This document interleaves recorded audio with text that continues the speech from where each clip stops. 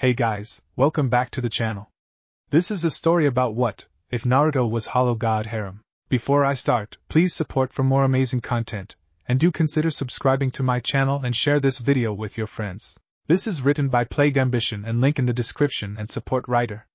Let's start the video. Madara and Kaguya were defeated long ago, but our blonde hero's work was far from over. It was funny in a way, the village he fought so hard for had all but made him an outcast. Of course they made sure he had nearly run out of use beforehand. Apparently the fact that he was a Jinchuriki made him a danger to those around him, in this supposed time of peace. Naruto knew the truth though, this peace was just the nations aiming and sharpening their blade before they struck. He had failed, admitting that left him with a hollow stinging feeling in his chest. His master's dream, his dream hell, even Nagato's dream, he could not accomplish it. The world did not come to understanding. They did not know peace. And suffering was still happening throughout the land. The lights were dimmed in his cabin on the outskirts of the village. A bottle of alcohol hung limply from his fingertips. Around him were piles of crumpled paper and cigarette butts. The once bubbly blonde had entered a stage of depression. The saddest thing really was that no one even knew. Hardly anyone came to check on him, mostly from fear of being branded as deserters or being exiled before of contamination. Yes, it had become a thing. Jinchuriki, the ultimate weapons, were apparently biohazardous. At least that is what the science division was saying. How much of that was truth though? Well, nothing seemed to change around Naruto. The animals were still fine, the plants still growing. It was a ploy. They shunned their big weapon, to hide the fact that they were busy making smaller ones. Each of the other villages all quickly jumped on the wagon as well. He had to be slightly thankful to the Akatsuki though. Because of their actions no one considered Gaara a Jinchuriki anymore. His friend would be able to live without their tarnished title. Hell, even B had made a run for it when he saw how things were going. Naruto's thoughts often drifted to what life would have been like if he accepted the offer. Uzumaki Naruto was now an obsolete weapon. He pushed back the voice that was screaming at him from inside his head.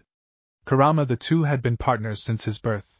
They both knew what it was like to be hated and both of them despised the feeling. Naruto gave a small chuckle as he finished moving some seals into position, extinguishing the cigarette in his mouth and taking a large gulp from the bottle in his hand before tossing it against the wall. The long blonde-haired shinobi took his position in a large seal formula and took a deep breath, slowly bringing his hands up into the ram position. He put his right foot in front of his left, and started to channel as much chakra as he could, the symbols around him lighting up. An almost breathless kai came from his mouth as the room around him exploded in chakra, sending dust and debris into the air, obscuring vision of what had occurred. It took but a few moments for the large form of an orange fox stood upright and roared, his tails flicking out to the side and clearing away the dust. Kurama was free. Slowly he turned his head to the ground and saw what had become of his partner. The blonde slowly raised his fist up into the air and gave a bright smile. Kurama slowly lowered his own and bumped it against a much smaller one. I want you to live free, friend. I want you to be all you can be, Kurama. Naruto felt his strength quickly leaving him. He could faintly hear his friend yelling at him. What he was saying he couldn't make out though. Be happy, Kurama, don't become like me. Naruto was surrounded by a blinding white light as his body slowly rose from the ground. His eyes blinked rapidly to try to clear his vision and see what was around him. I mean you no harm, Naruto-san. He stretched his senses out, a vain attempt to find where the voice was coming from. The air next to him shifted and his body weight shifted away from that direction so that he could react faster. It'll be a long time before I believe some crap like that. A pair of pale hands slowly reached out and cupped his cheeks. Behind them were slender arms leading into a similar body. Pale face framed by silver hair that cascaded down her shoulders and stopped just above her thighs. Someone who isn't afraid to be near me. I guess we aren't in the elemental lands anymore. His eyes took in the bright surroundings, though there was nothing else around him apart from her. Never mind that. What's going on? Who the hell are you? She slowly took her hand away from Naruto's cheek and frowned. I am the kami that governs rebirth, and currently you are dead, Naruto-san. She trailed off with a sad look on her eyes. I had not wished to see you here for some time. Naruto felt his body fall maybe a foot before he landed on his feet, slightly crouched down before dusting himself off and standing at his full height of 6 feet 1 inch. He sized up the person before him and gave a small bow of his head. So I died, eh? Naruto rolled his head around on his shoulders. What about Kurama? Was he able to get out okay? The frown quickly turned into a bright smile. Why yes, actually, he and his kin have returned to their home dimension. He tried his best to save you. But in the end it wasn't enough. Her frown had returned and she looked rather confused for a few moments. Kurama was adamant that I tell you never to give up. That things might not be as far-fetched as you think. Naruto shifted his body weight to one leg and gave a small scoff. What's the point though? The war was over yet people still couldn't understand one another. We had all suffered yet they still wanted to make others suffer more. I am just glad Kurama is able to live his life freely again in the end. If you see them again, can you tell them I say hey? Naruto gave a weak smile as he remembered how the world had become. I came here to offer you another chance at life actually, Kami suggested sheepishly, watching as Naruto rose a brow in her direction. I believe this may have been what Kurama was talking about. Why? Naruto's question caused confusion on the deity's face, thus he decided to elaborate. Why would you think that I want a second chance? Kami took a handful of careful steps forward before placing a hand over Naruto's heart. Because of your heart. You are a good person, Naruto-san. You did not deserve what happened in your previous life. You did all you could, even going further than what we had thought you possible of, yet you still pushed, trying everything you could. In the end you made a selfless sacrifice for your friend. You may have soured over the duration of your time in isolation, but it is only dust that covers your heart, something that is easily enough wiped away. We convened and decided that you deserve a second chance, one where you can be happy. Naruto let out a yawn as he picked at his ear lazily. He came a tight inhale through his nose before blinking a few times at the goddess in front of him. Yeah, okay, so what do you really want? Pardon? She questioned in shock. The blonde shinobi let out a tired sigh, offering someone a second chance at life? Yeah, that only happens in stories. So what do you want me to do? I am a shinobi. I'm used to being used so I can see when someone is trying to do it. Honestly, it is tiring how people try to hide it between nice words. So chuck him out and tell me what it is that you want. Kami gave a small chuckle. How very perceptive. Yes, I feel war is coming to one of the dimensions that we observe. A war not too different from the one you fought it, and I feel you and another could play a pivotal role. Much like you did in the one prior. War is that all humans are good at? Why can't anyone just sit down and talk, discard religion and beliefs and speak as one person to another? A scoff left Naruto's mouth as he sat down, a bored look on his face. Why, you do realize you are speaking to a god right now, right? The goddess stuttered out in shock. Naruto craned his neck to the side. Sorry, but what have you lot ever done for humanity? After a few moments of not getting a response he stood up. Whatever, you want to chuck a monster at a war and hope it goes away, fine. Kurama would have my head if I rejected it anyway. So you're accepting, right? The goddess questioned hesitantly. She stiffened slightly as Naruto's eyes snapped at her. He was far from his peak currently, though when he was in his prime he and his friend were able to fight Kaguya and win. Now Kaguya was an actual goddess. The process behind becoming such was really murky, but she fit the bill. If she was ever unsealed for a decent period of time to create some kind of change in the world, then the court would likely drag her up. In saying that, Kaguya was stronger than the goddess of rebirth, at least in terms of fighting power. They had watched Naruto's skills dull over his years away, but his mind had sharpened to incredible levels. She did not know what to expect. That is why when he gave a small nod at her she let out a breath and was able to quell the shaking in her knees that she had not noticed before. Thank you for accepting, Naruto-san. When you're ready, please leave through the golden door to your left. Naruto stood up again and stretched himself out, a small groan coming from his mouth as he rubbed at the stubble on his face. So, I guess you're going to take my memories or something? A pained smile crossed her face. Of course, you will come to forget this meeting in time, though you will feel a drive towards certain actions. Also your memories of your time as a shinobi, nearly all of them will vanish. I am sorry, but it is part of rebirth.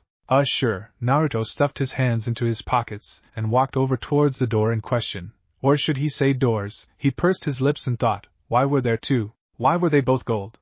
Why did they have strange masks hanging above them that looked like clown faces? Such questions he didn't voice. Not being the most avid fan of clowns, Naruto naturally picked the sad clown mask.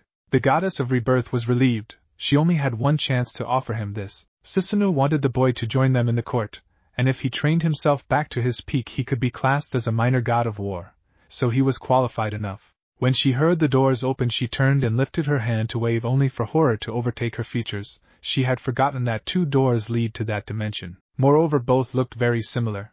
He gave a faint wave back to her as she started to run across the room, the doors snapping tightly shut just as she reached them, her form sliding down as she heard the room work its magic. I turned him into a hollow. Well, moreover he turned himself into one. But wasn't it my lack of guidance that brought about this outcome? Her face quickly found home inside the palms of her hands. This was not according to plan. He was meant to become a Shinigami. Hell, he should have been drawn to the Shinigami room. Why did he enter the hollow one? Actually, why the hell did they both look so freaking similar? Gold and sandstone should not be placed right next to one another. Swallowing deeply, she traced her finger on the ground in the form of a circle, the sands of Hueco Mundo coming into view beneath her. Sprawled out on the sands was a yellow fox, 9 long tails resting behind it while blue-black tribal marks had formed around the base of his paws. A fox skull taking shape over the top of his regular one. She could already hear the other gods screaming her name. This was her chance to prove that she was able to do her job and didn't need someone watching her over her shoulder constantly. Amaterasu is going to kill me. Naruto slowly opened his eyes, unaware of his observation as he struggled to get to his feet. For some reason he just couldn't move like he normally did. It was then that something yellow drifted into the corner of his vision and quickly caught his attention. He snapped his head around to get a better look and found that it seemed to be attached to himself, a tail. He did a double take as he noticed another come into his vision, followed by another and another. In the end Naruto ended up giving a chuckle. 9 tails seems like I get to experience how cool damn I feel like I knew who I was talking about. But now, was it a fox? The blonde slowly moved his head to face where his hands should be, only to find paws. I'm a fox? He yelled quickly, managing to stand up and run forward a few steps before noticing he was finding moving easier already. Maybe instincts were starting to kick in. Oh, I really fucked up this time, nearly as bad that time I let Jesus become a vampire, the goddess of rebirth stated as she watched a group of hollows start to crowd around Naruto, already knowing what was about to happen. This feels incredibly familiar. Have I been like this before, or was I actually always like this? Naruto mused inwardly before hearing a soft crunch against the sands around him. I guess my yelling alerted them. Who knows, maybe they are not hostile? Naruto took notice of a large purple humanoid-looking creature.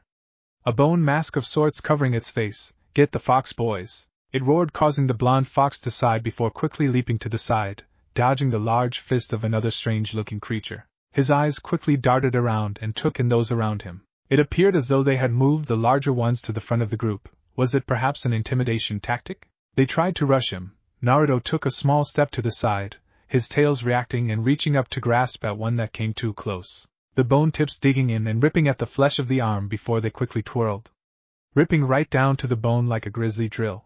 The tails quickly spun together before impaling another. He had figured that it would be more difficult to control them, though it didn't really seem to be much more than an extension, like having an extra finger. Of course these fingers were long and sharp. Naruto felt a change in the air around him. It started to move in a single direction, towards one of the creatures in the back, a red orb forming in front of its mouth. His eyes narrowed dangerously. A Baijidama? No, it felt much too weak for it to be one. Even still he stepped out of the way, feeling the energy rush past him in the shape of a beam. Well, if we are playing like that. Naruto reared his head back and felt a large amount of strange energy form in front of his mouth. It was like chakra that wasn't quite chakra. He lowered his head. He was forming a Baijidama. At least that is what it felt like. He felt a pull in his mind though. As he was about to release the technique, his thoughts changed. No longer did he want to call it a Baijidama. No, instead he wanted to call it a Siro. A blue-black beam came from the blonde's maw and quickly took care of the creature in front of him, and the majority of the group that had been standing too close to his target. One was left, and Naruto had started to channel more of that strange energy to perform another one of those Siro things, only for it to turn and run. He watched as the brown goat with a small tuft of green hair atop of its head ran, getting further and further away. Naruto sagged as his body dropped down to the ground. Not what I was expecting. His stomach grumbled and he found his mind hit with a surge of pain. Damn, I'm hungry. Could really go for some ramen right now. I have no clue what ramen is, but there is none of it here. Naruto narrowed his gaze in front of him where the voice had come from. He could feel that not chakra swirling around him, getting ready to be used in another attack as a long, slender creature erupted from the ground. Don't attack, don't attack. I don't want to fight. Naruto gave a small huff. Why did he always attract the strange ones? So are you going to do something or just sit there creepily bobbing up and down? I was waiting for you to ask what there is to eat if there isn't any ramen. The worm thing gave what appeared to be a sigh. Truth is we eat each other. I know how nasty, but it helps keep us, well us. Along with filling up the hunger and constantly testing how battle-ready we are. Honestly, it is such a brutish way to live. One of Naruto's tails moved forward to point at the worm. So I could eat you. Well, yes, but then you wouldn't have my wonderful voice to listen to. Hey, no, stop charging up a Siro. I was kidding. I know a fair bit about these lands, though to others my fair bit is quite a lot, and I am willing to impart this knowledge onto you under the condition that you feed me. And how do I know that you won't just feed me false information? The worm stopped its movements, seemingly shocked. Well now, that is an interesting question. Many just assume that I will only tell them the truth. I will be frank with you then. I am not overly strong, at least not on the level of yourself. That being said, you are just one of many, many here in these lands. It is pure luck that we would cross paths like this. Well, that is a bit of a lie. Those hollows were hunting me under the orders of their king. Hollows? Naruto rolled the word out of his mouth, testing it. What do you mean by that? We, my fine fox, are hollows. It is the name of our race. Forget what you were before. It does not matter here. Here everyone is hollow. Prey or predator remains to be seen though. My name? I will give it to you, for as I said, you asked an interesting question. Say Laporo Grands. May I kindly have yours? Uzumaki Naruto, family name first, Naruto replied, his eyes staying trained on the worm. I hear people introduce themselves with their family name second, well, at least those that can remember it. Regar, your name is too long, Naruto interrupted. Sail, that is what I will call you, or worm. Sail Laporo started bouncing once again. That is fine. Sail, that is. I would prefer not to be called worm. I am much smarter than one after all. Then don't call me fox, Naruto grumbled out. One of Naruto's tails moved and pointed towards the downed hollows. So we eat these hollows, right? The worm nodded his head. Yes, that way we can retain our thought and our memories. Otherwise we could regress back into a Jillian. Jillian, I assume that is some kind of hollow? Sail craned his body and head a little to the side. Yes, it is a large, bulky form where our minds fight to gain control. Once we gain control and gather enough Ryuryuko, we shrink down and contain it in these much smaller bodies. As we are currently, we are referred to as ajuchas. I caught a glimpse of a very strange-looking hollow. It was a skeleton, and some were even calling him a king. I think that it might be the rumored Vasto Lord, though I cannot say for certain. Sounds lame, Naruto drawled out, one of his tails stabbing out and impaling one of the nearby hollows. His strong tail dragged the burnt body over to him, his tails slashing through the flesh rather easily before he lifted a piece up and placed it onto the tip of his tongue. He snapped his mouth shut and watched Sail. You really are a weary one, aren't you? Here, if you will allow me? Sail moved to one of the hollows before taking a large bite and swallowing, opening up his mouth to show it was empty. See, no harm. Needless to say, the hollow that Naruto had dragged over to himself did not last much longer than a minute after that. A small burp escaped the fox and he grumbled at the unwanted action before resting his head atop his paws, thinking about what was happening as he watched the worm continue to nibble away at his hollow. How much of that fight from earlier did you see? Sail stopped his eating and turned to face Naruto. All of it, of course.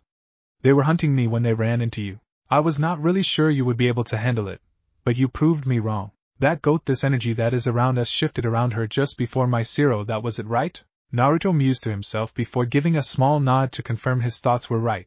Well, it shifted. She was the only one to walk away. The energy in the air, Shinigami call it Reisure. Ryuryuko is what we contain. Reisure is what the air contains, and Ryatsu is what happens when both of them meet without control. To not restrain them, do you understand? I'm not an idiot, Naruto growled out. I just don't know what I don't know. Sail gave a blank look towards Naruto for a few moments. That is surprisingly insightful. Very well, I cannot really feel the energy in the air around us. Maybe that is something of a special skill of yours? Special skill? Naruto mused, his ears twitching as a faint wind brushed over their tips. Maybe, I don't know. There is something in the wind, but I can't feel it really strongly. So you aren't really sure? Naruto let out a small snarl. I don't know. I feel like I used to be able to do it much better. But I can't say for sure anyway. The goat. Let's get back on track. It survived when nothing else did, but a cretin that was under the sands. Oh, we have moved on to snide remarks now. It is still better than being a worm. As a show of good faith though, I am a parasite. I am able to infest a dead or dying body and have it go through something akin to pregnancy with me as the child, Sail explained in an effort to earn some trust from the fox. I could have done without the image. Naruto did his best to push it away, though it lingered for a time. Now focus. Why did the goat live? If I am to fight, I need to make sure that when I attack people get hit. Sail paused. Nelio Tuodelswank is the name of that goat. From what I can gather, it appears that she is able to absorb Reisure-based attacks like the Zero and launch them back. She may have diverted your attack so that it missed her.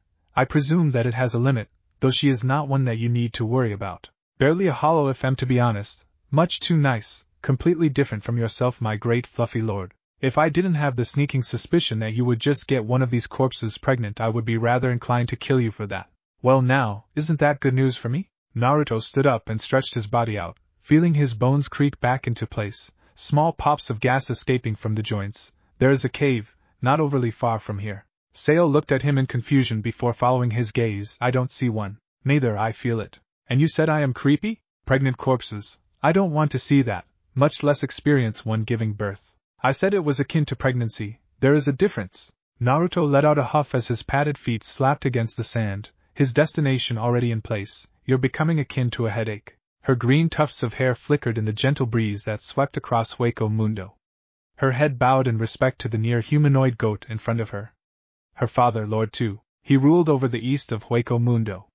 Though his army may be smaller than those in the south and the west, he used his cunning mind to more than make up for it. Now the trio stood on somewhat equal ground, none of them trying to push out into the territory of the others. This had given them balance. What he was hearing now, though, was not news he wanted to know about. His daughter had failed in apprehending Sailaporo. That damned parasite knew what his plans for the future were. With all the prep work he had in place, changing his plans now would take too long. The worst of it, though, was that her hunting party had been wiped out by a single hollow. A hollow strong enough to fight against a number of Ajuchas at once was not something he wanted slipping away from him. Take a larger force. You have all the time you need, Nelio, but bring me the fox and Sailaporo's head. I will not accept failure a second time, even from you. Nelio bowed her head a little lower. As much as can be spared, we will run them down, and bring them back so you can savor ripping his head yourself, father. Tu stood up from his throne and walked down the small set of stairs in front of him, stopping before Nelio and gently brushing her hair before roughly grabbing her cheeks. Don't come back if you fail. There will be no home here for you. Her ears heard the sound of his hoofs clack away from her.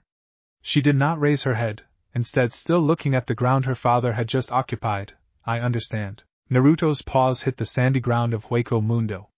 His gaze, every now and again, drifted over to his wormy companion. If one could call him such at this point, more or less they were both merely using one another. Sail seemed to be a decent source of information for Naruto, while the fox protected the worm, often leaving scraps for it to eat. It had been a few days since they last ate, though. The cave that Naruto had been planning on retreating to had been filled with hollows on the verge of regression. They offered very little, and Naruto could hear breathing on his neck. There was something looming over him, its claws slowly digging into his flesh. It was painful, his skull aching while his stomach churned. He turned to look at Sail again. He could quickly kill this creature. He knew that, though there were still things that Naruto did not know, things that Sail was willing to tell him. He grit his teeth, taking a deep breath in as he scanned the area around them. His claws extended outwards and ran into the sand, clenching up stiffly as his breathing became a little heavier. Hunjiawai. Sail froze where he was, slowly turning to look at the blonde fox behind him.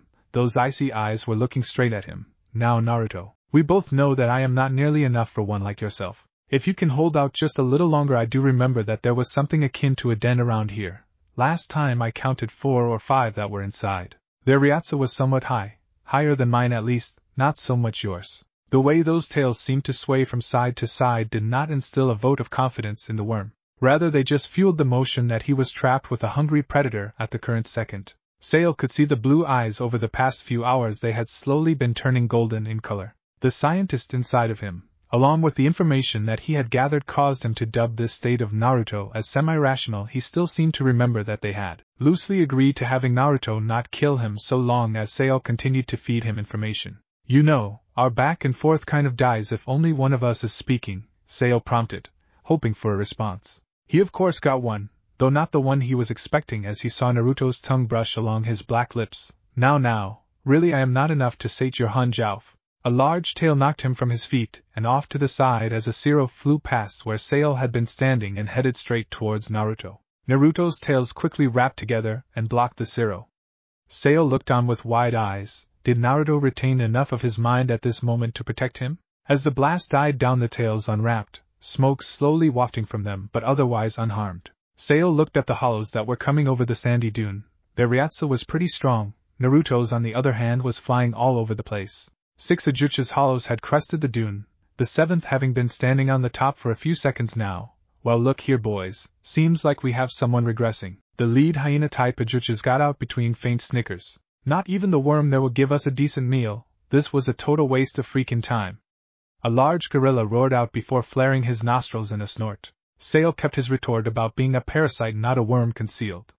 The Ajuchas seemed to ignore the fact that a regressing Naruto blocked their Zero without any real damage. They were greatly underestimating a hungry beast, one that had seemingly decided that it was going to quell its hunger with their bodies. There was a small cackle before the hyena pointed forward. You lot deal with the fox quickly, that worm. He was the one that sold us out last time. I would never forget your sense of fella. You're mine, Kiki. My god, you're actually retarded, Sail droned out. his body slithering back as the hyena jumped towards him. Sail quickly dove deep down into the sands. Sorry, Naruto, but fighting really is not my strong point. Naruto, though, did not even notice his companion leave.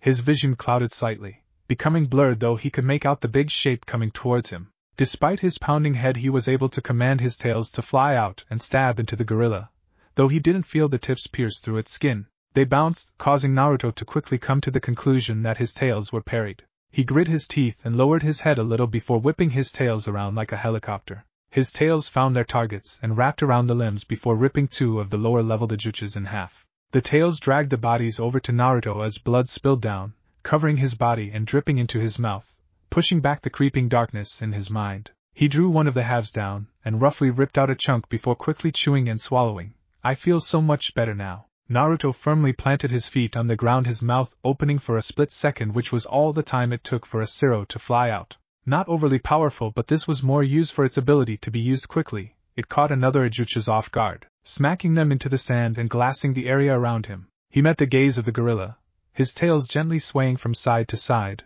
looming high overhead and ready to strike down and attack once more. I'm gonna crush your runt. The gorilla struck his chest with one arm, the other digging into the sand at his feet and throwing it up into the air before he danced on the spot, grunts and calls slipping from his mouth. It all came to a sudden stop, though, as he glared at Naruto, a deep growl slipping from him as his nostrils flared. His knuckles struck the ground as he quickly took towards the blonde. Naruto's mind quickly raced. When the gorilla had thrown the sand, he had seen the small mark his tails had left. This thing had tough skin. Perhaps if he went for the joints he could break through? He pondered the thought. It was decent, though the gorilla probably had this used against him quite often. This meant Naruto would need to find a way to open up any guard that might be used. He found it. Of course, these thoughts happened in the amount of time it would take one to blink. Of course, the gorilla moved at such a rapid pace as well. This meant that by the time Naruto put his plan in motion, he only had enough time for one chance. Hopefully it would be all he needed. Naruto slapped his tails on the sand in front of him, causing displacement of a large amount. The displaced sand quickly rose into the sky, creating a blanket of sorts that hid Naruto from view. His senses stretched, faintly feeling where the gorilla was as it had stopped. A tail shot out from one side and he felt it turn to defend. His 8 others shot out towards his back and made impact under his arms and behind his knees. He cracked the skin, though it wasn't very deep. His senses flared and he jumped to the side as a clawed fist hit where he had just been. You didn't think I was just gonna sit around, did you, Kiki? Zero Diaz. On each tail a zero formed, with a smaller one forming in front of his mouth. Lines shot from the ones on each tail towards his mouth, making it grow larger and larger in size. Within a second the ones on each tail vanished, and Naruto leaned forward, taking the large one in front of him into his mouth, his stomach and throat expanding with the action as he quickly shot forward, landing with nearly no distance between himself and the hyena. His mouth quickly opened and 10 zeros shot out at once in a large spread, ripping limbs from torso. He didn't have any time to rest, though, as the gorilla seemed to have recovered. At least that is what the giant purple light flying towards Naruto told him. He blocked again with his tails, feeling searing pain as it started to rip away at his fur and bone. He made a mistake. Though perhaps he would not have been able to dodge in time, he had put himself in a rather bad position to land that attack, his body having been facing away from his first opponent. The zero died down, and Naruto felt his tails ache as the pressure was released. He could spun around and felt the arid air rip into his exposed flesh, his teeth grinding against one another, as he focused his gaze fully on the gorilla that was nearly on top of him. Just before it reached him, though, it fell face first into the ground. Get him now, Naruto. The fox did not waste the opportunity that Sail had been able to get him. The parasite had wrapped around the gorilla's leg from under the sand, causing it to trip. Naruto quickly jumped onto its back and opened his mouth wide before snapping down on the back of its neck. He felt the spine snap and the frantic flailing of the gorilla stopped. Naruto gave it a sudden extra twist for good reason. After all, it could just be playing dead, so after another few snaps he let go, his eyes drifting over to Sail as he felt his tails slowly start to heal. Thanks for that. It was in my best interests. After all, you were stronger than them. Even that gorilla, while he had the brute strength, you would have had him if you were both at 100%. You are much smarter than any other hollow I have come across, which is also the reason why I helped. When you're not stroppy and going into regression, you are actually rather pleasant company. That last bit almost sounded painful, Naruto coughed out, but I feel fine now. I just needed to eat a bit. Though now I know that you are actually able to help out during a fight, so I might expect you to do a little more. Naruto taunted lightly before picking up the buddies of the hollows and dragging them to a large pile, he spared a glance towards Sale. 2 to 4, my favor. That okay with you? Sale nodded as two bodies were tossed towards him, one being the hyena and the other was one of the ones that Naruto ripped in half with his tails. He watched as Naruto rolled the gorilla over and crushed its throat. Honestly, he was being much too wary with that one. It had died quite some time ago. Do you still got plans to search for this hideout you want to make? With all things considered, I thought it best to ask at this time rather than finding out later. Naruto continued to eat the hollow in front of him for a few moments, mulling the recent events and his previous plans over in his head. I thought I had lost myself. Voices whispering all through my head with hands trying to drag me down. A few more moments, and I am not sure I would have come back. I can't really have a hideout, or anything of the sorts until we find a source of sustainable food that can keep regression away. That's quite the task. How am I supposed to create something like that? Sale frowned in thought, his mind drifting off for a few moments, as he pictured some rough solutions. Agriculture? Naruto questioned. He saw Sale look at him in confusion for a few moments. There are small hollow lizards that live in the sand. Not ajuchas, not Jillian. It begs the question of what they live on. Then I saw one eating the sand itself. What if we could do something similar with a cow or something from the human world? Maybe some plants as well? A way for them to cultivate Ryuko, which then is transferred to us when we eat them? Sale pondered the thought for a few moments. And these hollow lizards, they have a Ryatsu? It's tiny, large enough for me to be able to sense it, but not large enough for it to be classed as a meal. A thoughtful look came over his face before one of his tails shot out, digging into the sand before ripping itself up into the air. Screams of panic coming from inside of the tail as it was brought to Naruto, who silenced the small lizard with his razor-like teeth. Maybe 30 or so of them to be as filling as a Jillian? And you need at least the worth of 3 to 4 Jillian a day to stop your regression. Though you can stockpile a Sai escape the parasite. But it is a start. I can probably work with this. Give me some time and I should have something. So long as you do not mind being the tester, that is. I guess I am just lucky that you're too lazy to find someone else to carry you around. Naruto muttered out before letting a yawn out. That's fine. They both understood Naruto's words clearly. He didn't mind testing Sale's work because he knew that if the man killed him, not only would he be alone, but he would need to hunt his own food once more. For something like that, though, I would need a place to work. I cannot simply keep moving day to day if you want any sort of progress with a task like this. A pause happened between the two, with only the sound of bones breaking and flesh ripping occurring around them. Sale watched as the greedy fox lifted its head up to swallow a gullet full before giving its maw a light shake from side to side. You want a lab? Naruto questioned, or more like he stated after a few moments. I do indeed. A hum left the fox. Is this lab you're thinking of? How would we go about getting it? Sale paused in his thoughts. There was once a kingdom where the great hollows of old used to gather. It is possible that we could find something akin to a laboratory there. Or we would have to go to the human realm. The human realm? How would we get there? The air became stagnant. You need to open a portal of sorts to the human world, though I don't have any real limbs to do so. While my tail may be prehensile, I cannot rip the air with it like one would with hands or even claws. I would teach you if I could. So we're hunting relics? Or taking a hollow hostage to bring us to the human realm, I take it? Sale shifted his head to the side in question. We are going after the ancient city if you want this done for you. It would be a good place to set up defenses. Not to mention its location will allow you to still hunt for us while I do the research. What do you want to do with those that are following us, Naruto? Those that are following us, they seem to be keeping their distance. But who knows how long that will last. Don't tell me you don't know about them. I felt them the moment I went underground.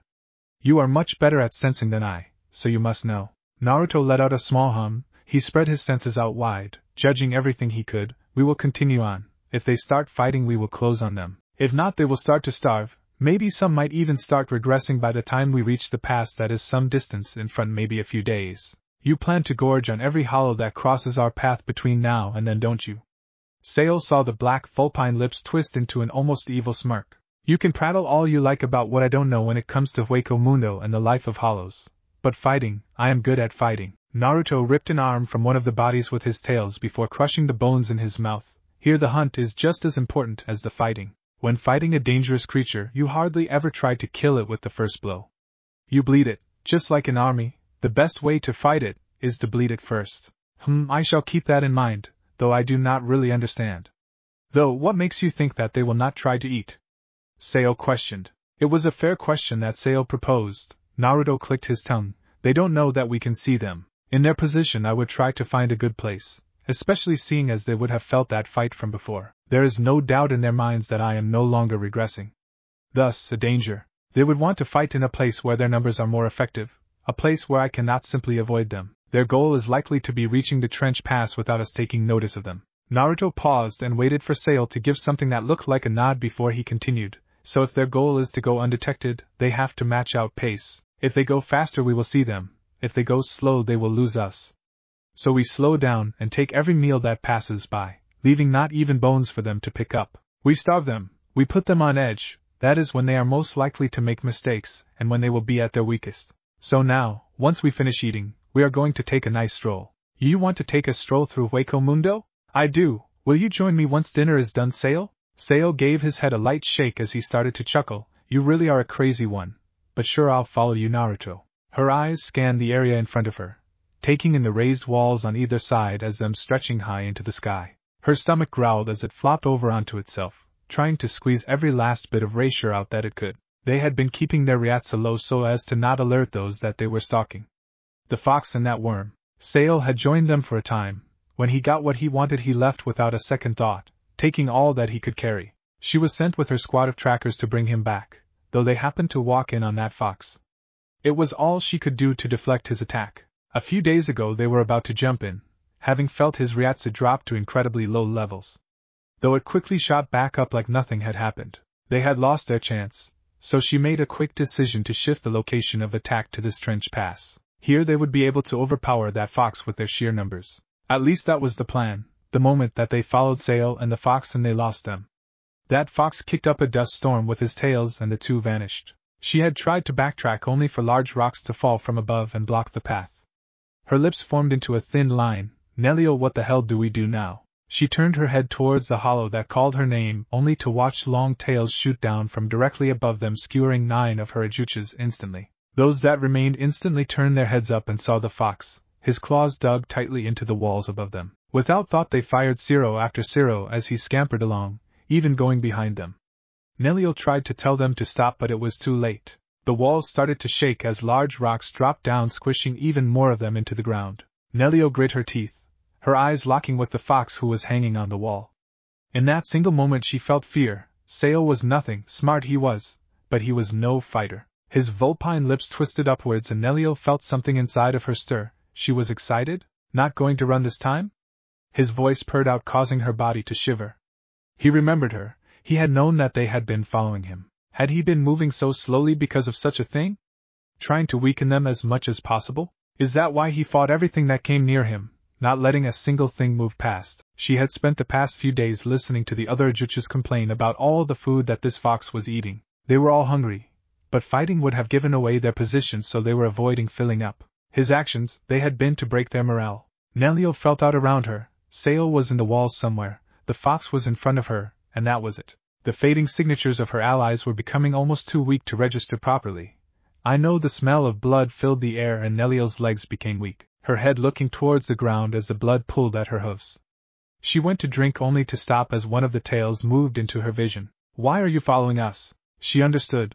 Until his questions were answered she was not allowed to eat. Nelio took in a deep breath. My father ordered it. A faint hum came from Naruto as he slowly descended, his paws happy to be back on the ground. Orders? You make it sound like you're a soldier. Though if this man is your father, your loyalty more than likely runs further than simple orders. You're coming with us. Try not to make me angry. Nelio blinked in shock. But there is no real point in that, Nelio. When he sets his mind on something, he doesn't really change no matter how much you try, Sale explained as he came out of the nearby wall. Nelio quickly snapped her gaze to him and growled, now don't be like that, you don't scare me at all compared to Naruto. Sale, did you get their bodies? Naruto questioned, stretching his body out a little while the parasite nodded as he pulled out 12 bodies that had been battered by large rocks from a nearby hole. Good. A few of them were still alive, though a small Zero to the base of the skull fixed that. You can of course thank me when you are ready. Naruto gave a small grumble before turning to look at the goat. Your name is Nelio, right? He got a small stiff nod from her. That's long, you're now Nell. My name is Naruto, you can eat, I am taking 6, you two can split the rest. Sale, fill her in on what she needs to know. 6 tails of Naruto's shot out and grabbed onto Naruto's meals before the fox started to walk away. You can have some space also if you harm Sale, your father will hear your screams from here. Nell's body stiffened for a moment. She waited until the fox was gone before turning to Sale. Why I left? Simple, You lot no longer had anything worth me staying around for. This though, Naruto, he is in another league to that pesky little father of yours. Everything that just happened, that was all him. For once, I feel like I can learn so much from someone, though I do also teach him things as well. Nell watched him, trying to get an understanding of what was running through the mind of this creature. One whom was happy to steal knowledge from everyone had suddenly become content to follow this Naruto to her. It did not make any sense. It was the exact opposite of what should have happened. Sales should have just drawn what he could from the fox and left, or was it more that he was unable to comprehend what the fox knew? Now isn't that an interesting look on your face? Sales' voice snapped her from her thoughts. I know that your father wants to rule Hueco Mundo. He ignored the shock that came over Nell's features to continue. I want to see just how many hollows will throw their lives away under your father's orders trying to kill Naruto. Naruto will rid Hueco Mundo of the mindless hollows. They will simply be forced to adapt, to evolve, or they will falter and die. That is, of course, if your father would even be able to make it to Naruto. What do you mean by that? Her voice was slightly shaken. This was expected though. Her father controlled an incredibly large army of hollows. He was known to be incredibly smart. He had passed everything he knew on to her. Yet Sale had tricked them both and Naruto had destroyed her squad twice now without putting forth any real effort. At least that was how it looked. Sale gave a faint chuckle. I do not understand the complexities of warfare, though your father would not be the only one to hunt us. That would be certain in the months to come. You two, what are you playing at? What is your goal? She pressed rather aggressively. If she could worm information out of them and return to her father, well, it would not be a total loss. The ancient city is our destination. An infinite supply of food for hollows is our goal. Now how small-minded does your father seem? Which is more noble, he whom seeks to provide food, or he whom seeks to conquer with an iron fist? Nell swallowed the spit in her mouth. The end of regression? Yes, from a hollow that awoke mere moments before your first encounter with him. How young, yet how far has his mind stretched already? Not even I had given the idea serious thought, but Naruto has provided a decent starting point for further expansion. Sale looked over to where Naruto was. The fox seemingly sleeping now, having already finished eating for the moment. That is the type of hollow that interests me most. A little over a week and he has something that could possibly lead to the end of regression. What could he do in an eternity? The air between them became rather still as Sale shifted his food around in front of him. Well, you have all the time to experience this for yourself now, so play a nice little hostage and don't cause us trouble. It will be over once we are settled. Oh my, that sounded ominous. He gave a faint chuckle as Nellil shivered. Naruto, who was further down the path, looked at his twitching paws. The blue markings on it had started growing a little further up and it felt different. I don't think I injured them this week. Feeling in them. It is almost like regression. Yet no matter how much I eat it doesn't change. Damn, this sucks. Another shiver passed through Nellil's body as those chilling blue eyes from the fox loomed over her for a brief second. The way his paws moved, it was almost as if he was stalking something with every step. The sky was nearly completely blocked out now, the moon long hidden by the creeping height of the walls on each side of them. Faint outcrops able to be seen while the dull thin strip of sky was barely visible directly above. It feels close, Naruto spoke, his voice carrying through the still air with little resistance. Sale gave a faint nod from where he was slithering. I am glad to have you around. Trying to get a gauge on anything in these conditions is nearly impossible for me. And not for the fact that Nell is too scared to attack you from fear that I will rip her head from her body the instant she moves to do so. Nell flinched at the bored tone that Naruto used to rip through the very thoughts that propped up every few hours. My, are you sure we should not add mind reader to your list of abilities, Naruto? Black vulpine lips pulled into a thin smirk. Perhaps. Though we are being watched, there is a hollow keeping our pace from above. Well, that is not entirely hard. The pace we're moving at is rather slow after all. Nellil's quip earned her chilling eyes focused into a piercing gaze. Yes, let me travel faster so that I can't see what is inside each of those outcrops, and we pass by a large amount of hollows waiting for us in ambush. Doesn't that sound like an incredible idea, Sale? I am sensing that my current health may be dependent on my answer. While I understand that what you're doing takes a great deal of effort, believe me I do, Naruto. Your pace has slowed in the past hour more than what it was originally. Sale flinched as Naruto's gaze rounded on him. His black lips pursed seemingly in thought. Naruto hadn't thought that he had slowed much. Looking down at his paws, he fought back the urge to grumble at how much they stung. It was as if thousands of needles were being pressed into them each second. I didn't notice. Maybe I started being extra cautious without intention. Naruto went to take another step only for a loud crack to ring out from his body. He bit back the urge to scream as his front paws shifted and broke, again and again to reform into near human-looking hands, though still covered in his fox fur with his claws in place. Sail quickly sped up, stopping beside Naruto and taking a quick peek. The new paws with thumbs shifted to hide under Naruto's body. Hey, are you okay? The parasite was confused. He hadn't heard of things like this before. He did have some theories that quickly poured through his head. More important than that right now was Naruto. There was a hollow stalking them. While if it was a Jillian, Sail had no doubt he could take it himself, but Nelio might attack during that time. He was no match for her. Though with Naruto still around, she wouldn't step out of line due to the fear she had of him. They're a touch sensitive, but not so much that I can't strangle you for talking too much. Naruto picked up a fistful of sand and scattered it out in front of him. I need you to be a bit more alert at the moment, Sail. It is not only my front paws that hurt. I understand, Naruto, though, and I am loath to correct you, but I believe you meant to say sensitive there. Sail gave a faint smile as he watched the vulpine lips pull into a smirk. We are ready to move, yes? Naruto rolled his weight around on his shoulders.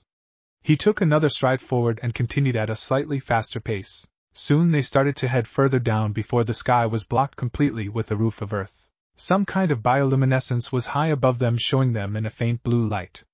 Another hour of walking had them stopped in front of a large gate. Naruto's eyes quickly scanned the area, taking notice of the large amounts of erasure in the air. It quickly whipped past the large stone gate that was bearing them entrance and dashed into two stone statues that stood on either side.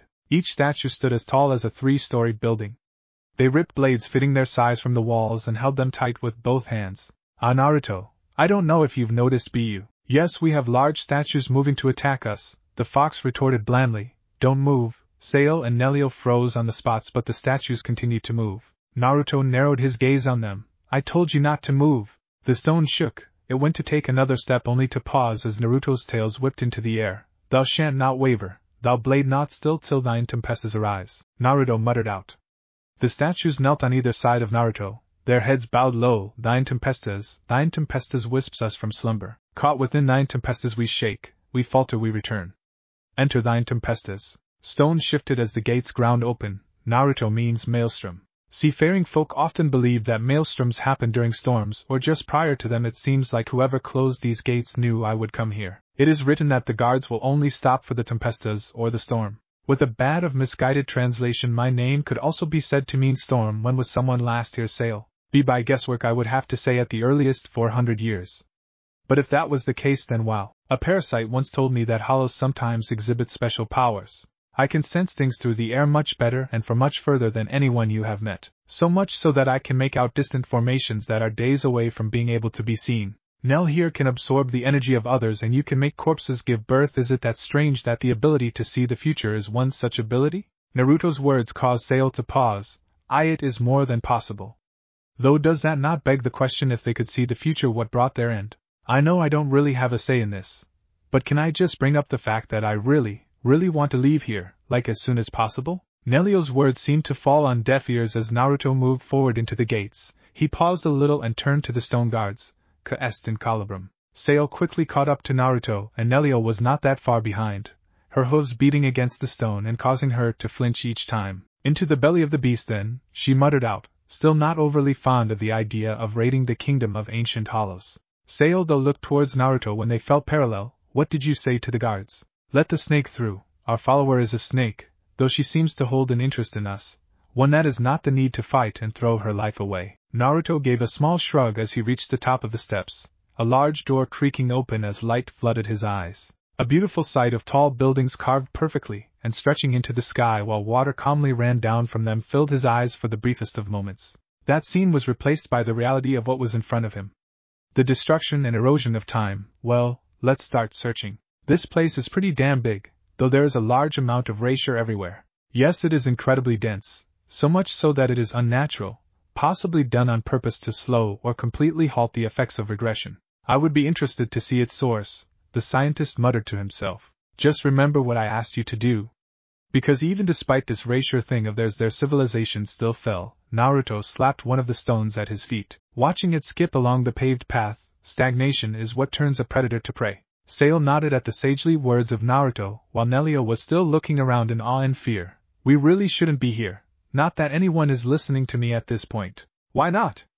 The guards let him pass. Is it not his duty to discover what was left behind for him? A new voice called, causing Sail and Nell to spin around in shock. My name is Cyan Sungsun, for those that were wondering. The amount of times I have watched those two crush foolish ajuchas is uncountable at this point, though they always allowed me to clean up the mess.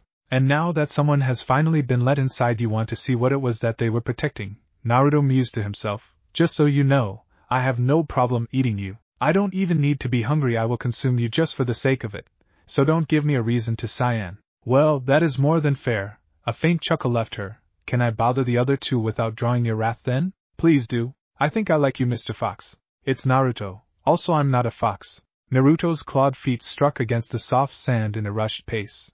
His armored-plated bone legs on full display. Behind him were 9 blue tails that swayed from side to side with his movements.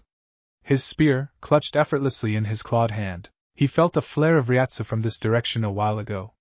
It was outside his kingdom's borders, but it was close enough that he couldn't overlook it. After all, it was not in his nature to turn a blind eye to someone in need, and that was exactly what he figured this was. The flare was not controlled like it may have been if someone were using it to scare others away. No, it was rushed and panicked, being used to draw attention towards the user. A large dune was in front of him. With little effort he jumped into the air, clearing it and seeing the scene below him. A small group of hollows, numbering only 4, was surrounded by a much larger one.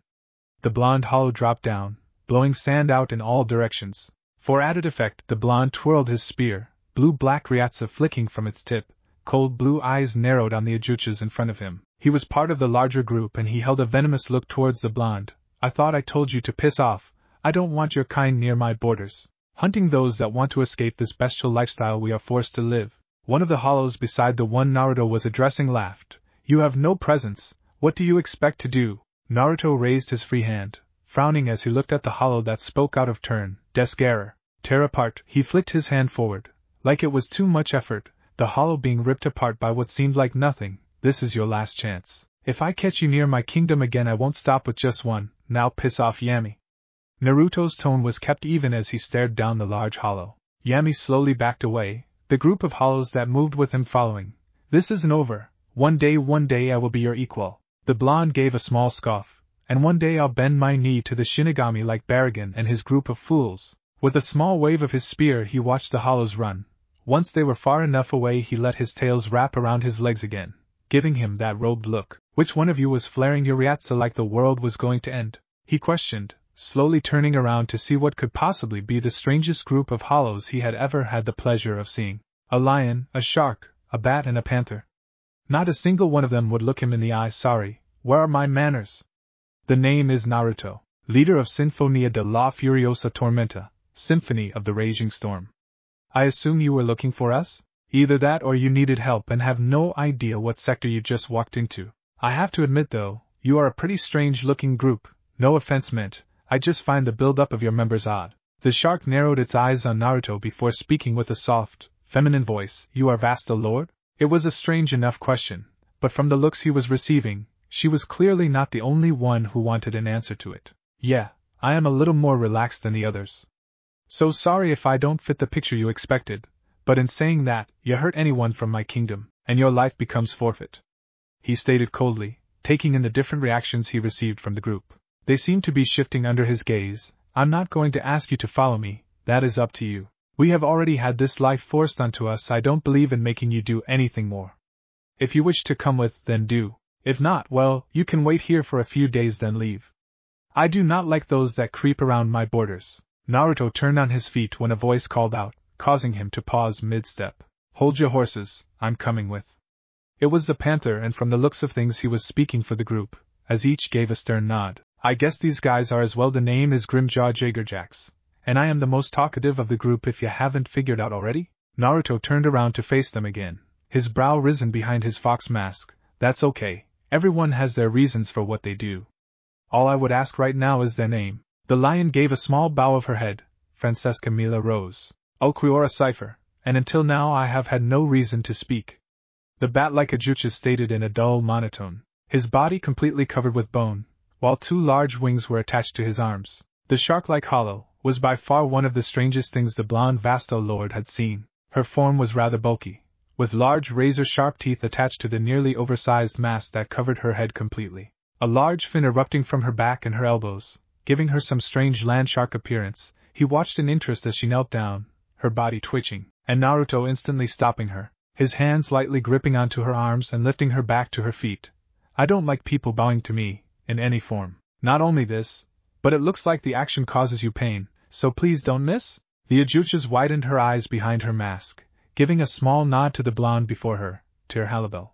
I thank you for your generosity and will make it up to you in any way possible. Naruto shook his head. You don't need to make it up to me, just do the small tasks given to you each day like everyone else, and take care of yourselves. That is all I can ask of you. Do this and you will fit in. A few hours had passed as the group traveled back slowly. They were terrified of what they saw. A dark gray cloud fell from the black night sky down to the sand below. It is going to get very loud as we get closer, so when I open the path, enter. You can admire it when we are safe inside. Naruto informed and continued walking forward, holding his hand out as small drops of rain landed on his hand. He watched as those behind him were marveled by the feat. Grimjaw naturally had to give a scoff at what Naruto said. While the rain, which they hadn't even heard of before, was impressive, he doubted that anything could top that. It was starting to become clear that Naruto was telling the truth.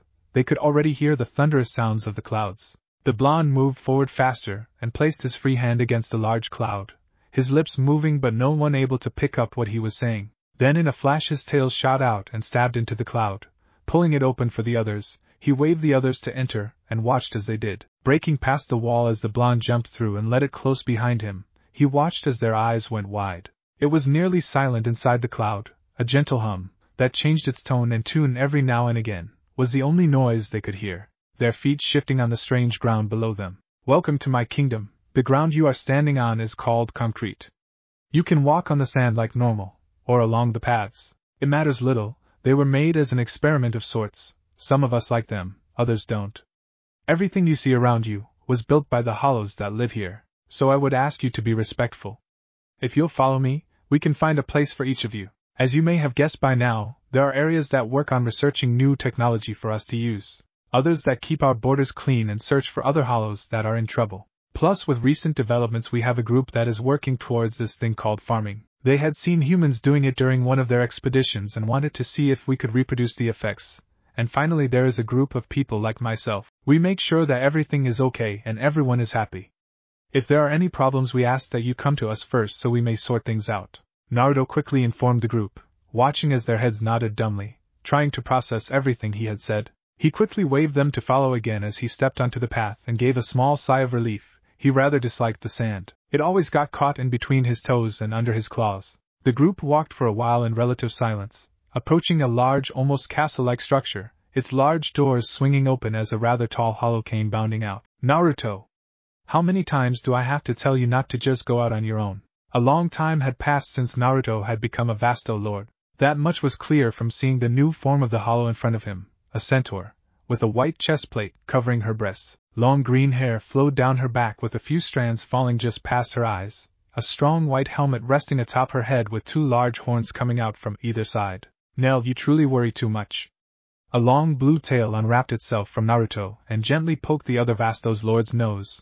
I was fine. Plus I found some interesting people while I was out there. The blonde trailed off, tilting his head back to the group behind him. Oh, sorry I didn't see you guys there. My name is Nelio Tuodelschwank, but everyone just calls me Nell. I'm a Vasto Lord along with Naruto. Here I am. Don't really have much more to add, so I guess I'll just tag along with you guys for a bit. Seeing as someone skipped out on lunch again, her accusing eyes drifted back to Naruto, and she gave him a small glare.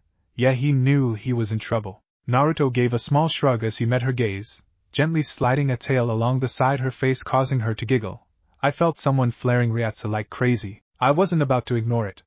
I understand you were worried, but you should know that as long as the cloud stays around us, I'm fine. He gave a wide smile which calmed the girl. She still had a small pout on her face but gave a stern nod nonetheless. Fine, but next time you plan to do something like that. Nell paused for effect, something that made the other hollows around them stiffen. Not quite sure what to expect to come from her mouth. Take me with you. It can get boring around here without you and the others around. That had definitely not been what they had expected. If their shocked faces were anything to go by, that is, sure. But come, I will need you to escort the females to their living quarters when we are done speaking. Naruto's words caused the two in question to stiffen and look offended at what they thought he was suggesting. They always give you the same look, any? Nell remarked before letting out a small sigh. Males and females are kept in separate zones. This is purely because some of the females have been mistreated by male hollows in the past, and no longer trust them. There are places where both of the sexes can live next to one another, but Naruto lets them make that choice in their own time. Also, thinking poorly on his actions will not make you any friends around here. He may have dropped a hint earlier, but in case you didn't catch it, he is the one holding the protective cloud around us. Naruto waved them down again, quickly becoming tired of the action. Come on, let's get inside and get finished with the introductory things. It was now done pretty quickly. Each was given this thing called paper. It was something that the humans used to write on. The funny lines on the paper were impossible to read, but the blonde just smiled. I gained some memories of my former life when I became a Vasto Lord. Don't worry, I have taught many people around here how to read and write, he said, not installing much faith in the Ajuches. Tyr smirked. Apparently it had the rules and stuff of what they could and couldn't do inside of the cloud. It all seemed simple enough to her when it was explained. She couldn't understand how someone could be stupid enough to need to have a constant reminder. A certain panther sneezed before glaring around him, trying to find anything out of place. Seeing nothing of the sort, he continued to follow the blonde in front of him, desperately trying to remember what he has said. To watch the green-haired Vasto Lord in front of her with cautious eyes, she was listing the different groups that worked in this strange cloud city, keeping it safe for everyone else. When she was done, the shark-like hollow let out a sigh. None of those groups seemed to fit me, she trailed. Nell looked up with a smile. There is one last one, but it doesn't get that many jumping at it. You would be working with Naruto, checking the borders and making sure everyone is getting along well. He can do it himself, but if I don't send people with him, well, he is a trouble magnet. If I leave him alone for too long, then something is bound to happen. Mila Rose wanted to give a shot at gardening. Seeing as she had those large paws of her, she might as well put them to work, right? Tyr felt like smirking slightly. I take after a shark. Tracking is one of the things I excel at.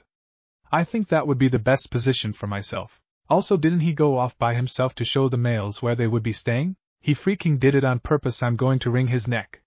Pardon me, girls, but I feel the fox hunt calling me. Nell excused herself as they stood outside the female section, the Vasto having already covered a fair amount of distance before skidding to a stop. Oh, ask for Cyan-chan. She will show you around and help you out with anything you need. Quickly taking off again afterwards, a large cloud of dust being kicked up behind her. Halibel-sama, was this really the best choice of action? Mila asked in a hushed tone, causing the shark-like hollow to frown beneath her mask. I don't know, Mila Rose. I will try to get close to this Naruto, see if he has any ulterior motives, and maybe. She was cut off when a cheery voice spoke up from beside them. Not going to work, the voice nearly sung to them, causing them both to look around in shock at having someone sneak up on them. The name is Cyan Sun-sung, and I'll tell you right now, he'll see through your intentions right away. I found that if you are honest with him, he'll be honest back. You need to worry about Nell though. She'll become really angry if she hears of you talking like this about Naruto. Tyr narrowed her eyes on the snake. I take it you will tell them? She questioned, getting ready to defend herself and Mila if need be. Nope. Because I was in the same position as you. That was some time ago though. Before we moved and all that. But I can understand how you are feeling. Trust me, if you wanted to get away from all the fighting, you came to the right place. Things are pretty quiet here, well apart from when the boys go a bit overboard and start fighting with one another for fun. Also, before you think I am joking, I'm not. They have this giant list of everyone that entered and each one of them agrees to it, and the rules they put in place. They can get restless from time to time, but Naruto and Nell have set firm rules that they are not allowed here. And yes, they follow their own rules. Naruto won't come over this way. That's why he sent Nell with you, also because he likes to play with her, and knows doing this will get her riled up. The snake Ajuches informed as she studied the two in front of her. The group stopped moving as they felt small flares from around the cloud raise up one after another. Seeing the looks of confusion on the two new additions' faces, Cyan gave a small sigh. They are just letting us know that the changeover went fine. Now let's get you all settled in. Mila Rose-san, I help with the farming and gardening so I can take you with me in the morning.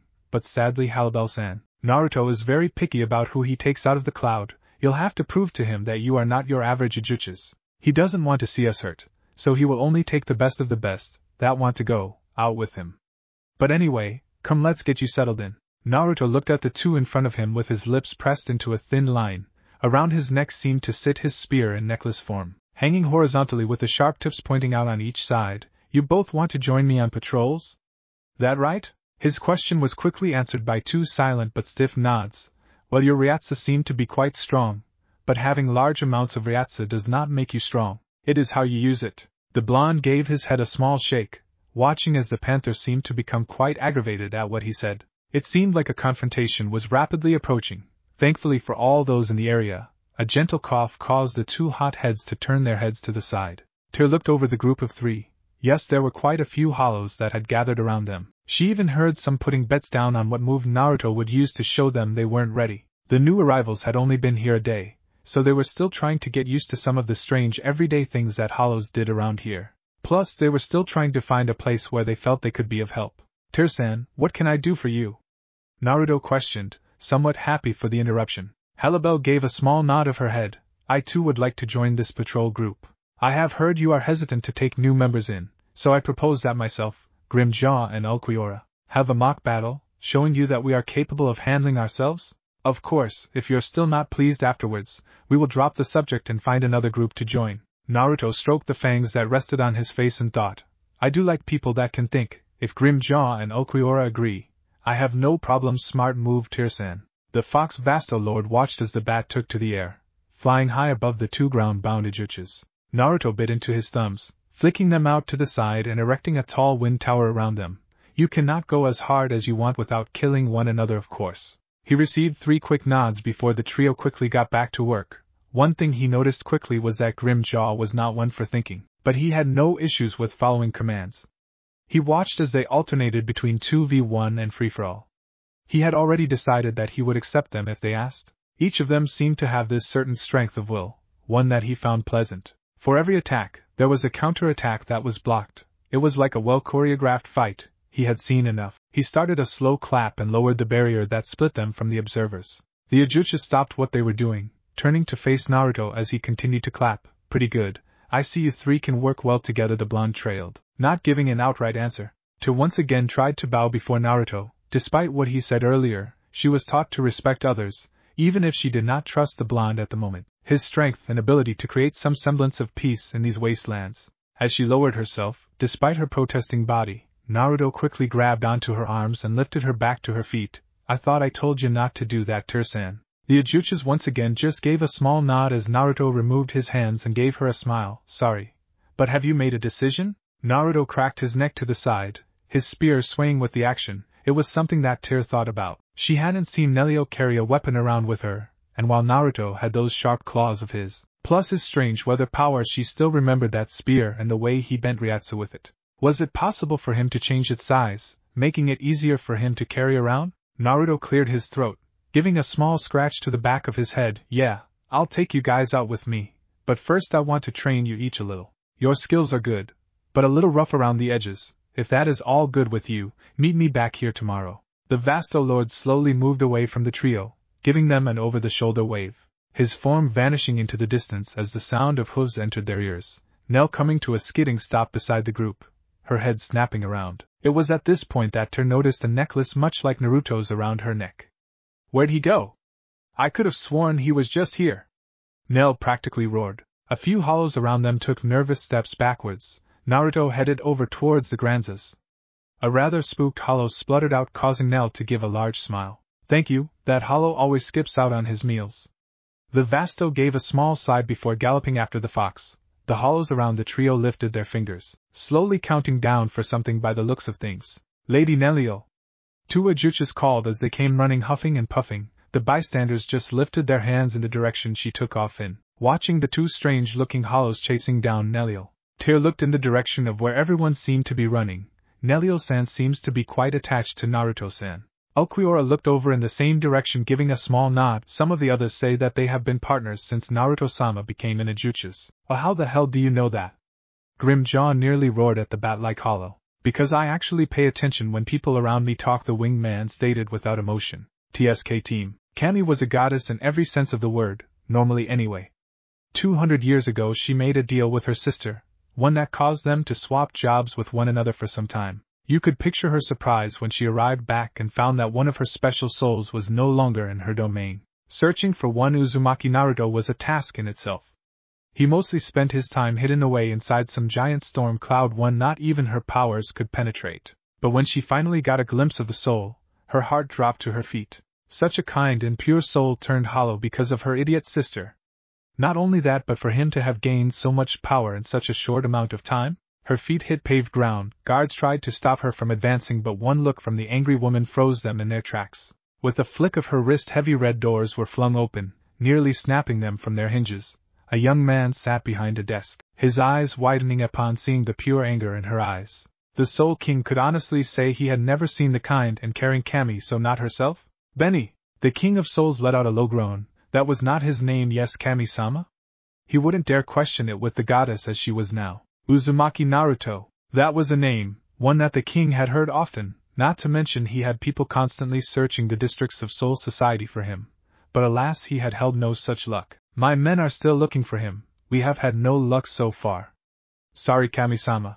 The woman in white gently moved a few strands of hair behind her ear and narrowed her gaze on the man before her. Call them off. There is no point. My sister fucked up big time. Benny ignored the curse that was dropped in front of him. Now was not the time for such things anyway. Was he entered back into the cycle or reincarnation? If so, I can just have someone watch over him, make sure everything is okay. She made him hollow. That sentence froze the air in the room. Benny looked around at his guards and waved them off. This was not something they needed to hear, are you sure? Cammy spread her hands out in front of her, bringing up the blonde before he died, and when she was last able to get a visual of him. Sure, the top half of his face wasn't visible because of the mask, but the structure and even the fox-like traits made it all too easy to see that it was the same man. I'm pretty damn sure. Do you honestly think I would be here, in this stupid-ass palace, if I wasn't? My palace is not stupid, Benny inwardly thought. He looked between the two images and frowned. This looks like a Vasto Lord, but that can't be. Not enough time has passed, right? Wrong, Kurama. While his intentions were good, and would have been had he become a Shinigami when Naruto became a hollow, Kurama's chakra drastically increased his evolution and power. Their friendship and bonds has created a hollow of monstrous strength. While he doesn't seem incredibly hostile towards Shinigami, he is not a big fan of them, not to mention he has a kingdom, and even a second Vasto Lord following him. Sister fucked up big time. Cammy clutched onto her own arms tightly, a deep frown adorning her face, her previous anger no longer present. I wanted to give him a second chance to have a happy life, his last one, no matter how hard he tried, no matter how many people he saved, how many wars he ended, he was still seen as a monster. The Soul King shifted behind his desk. He could see the regret in her eyes, forcing him to sigh internally.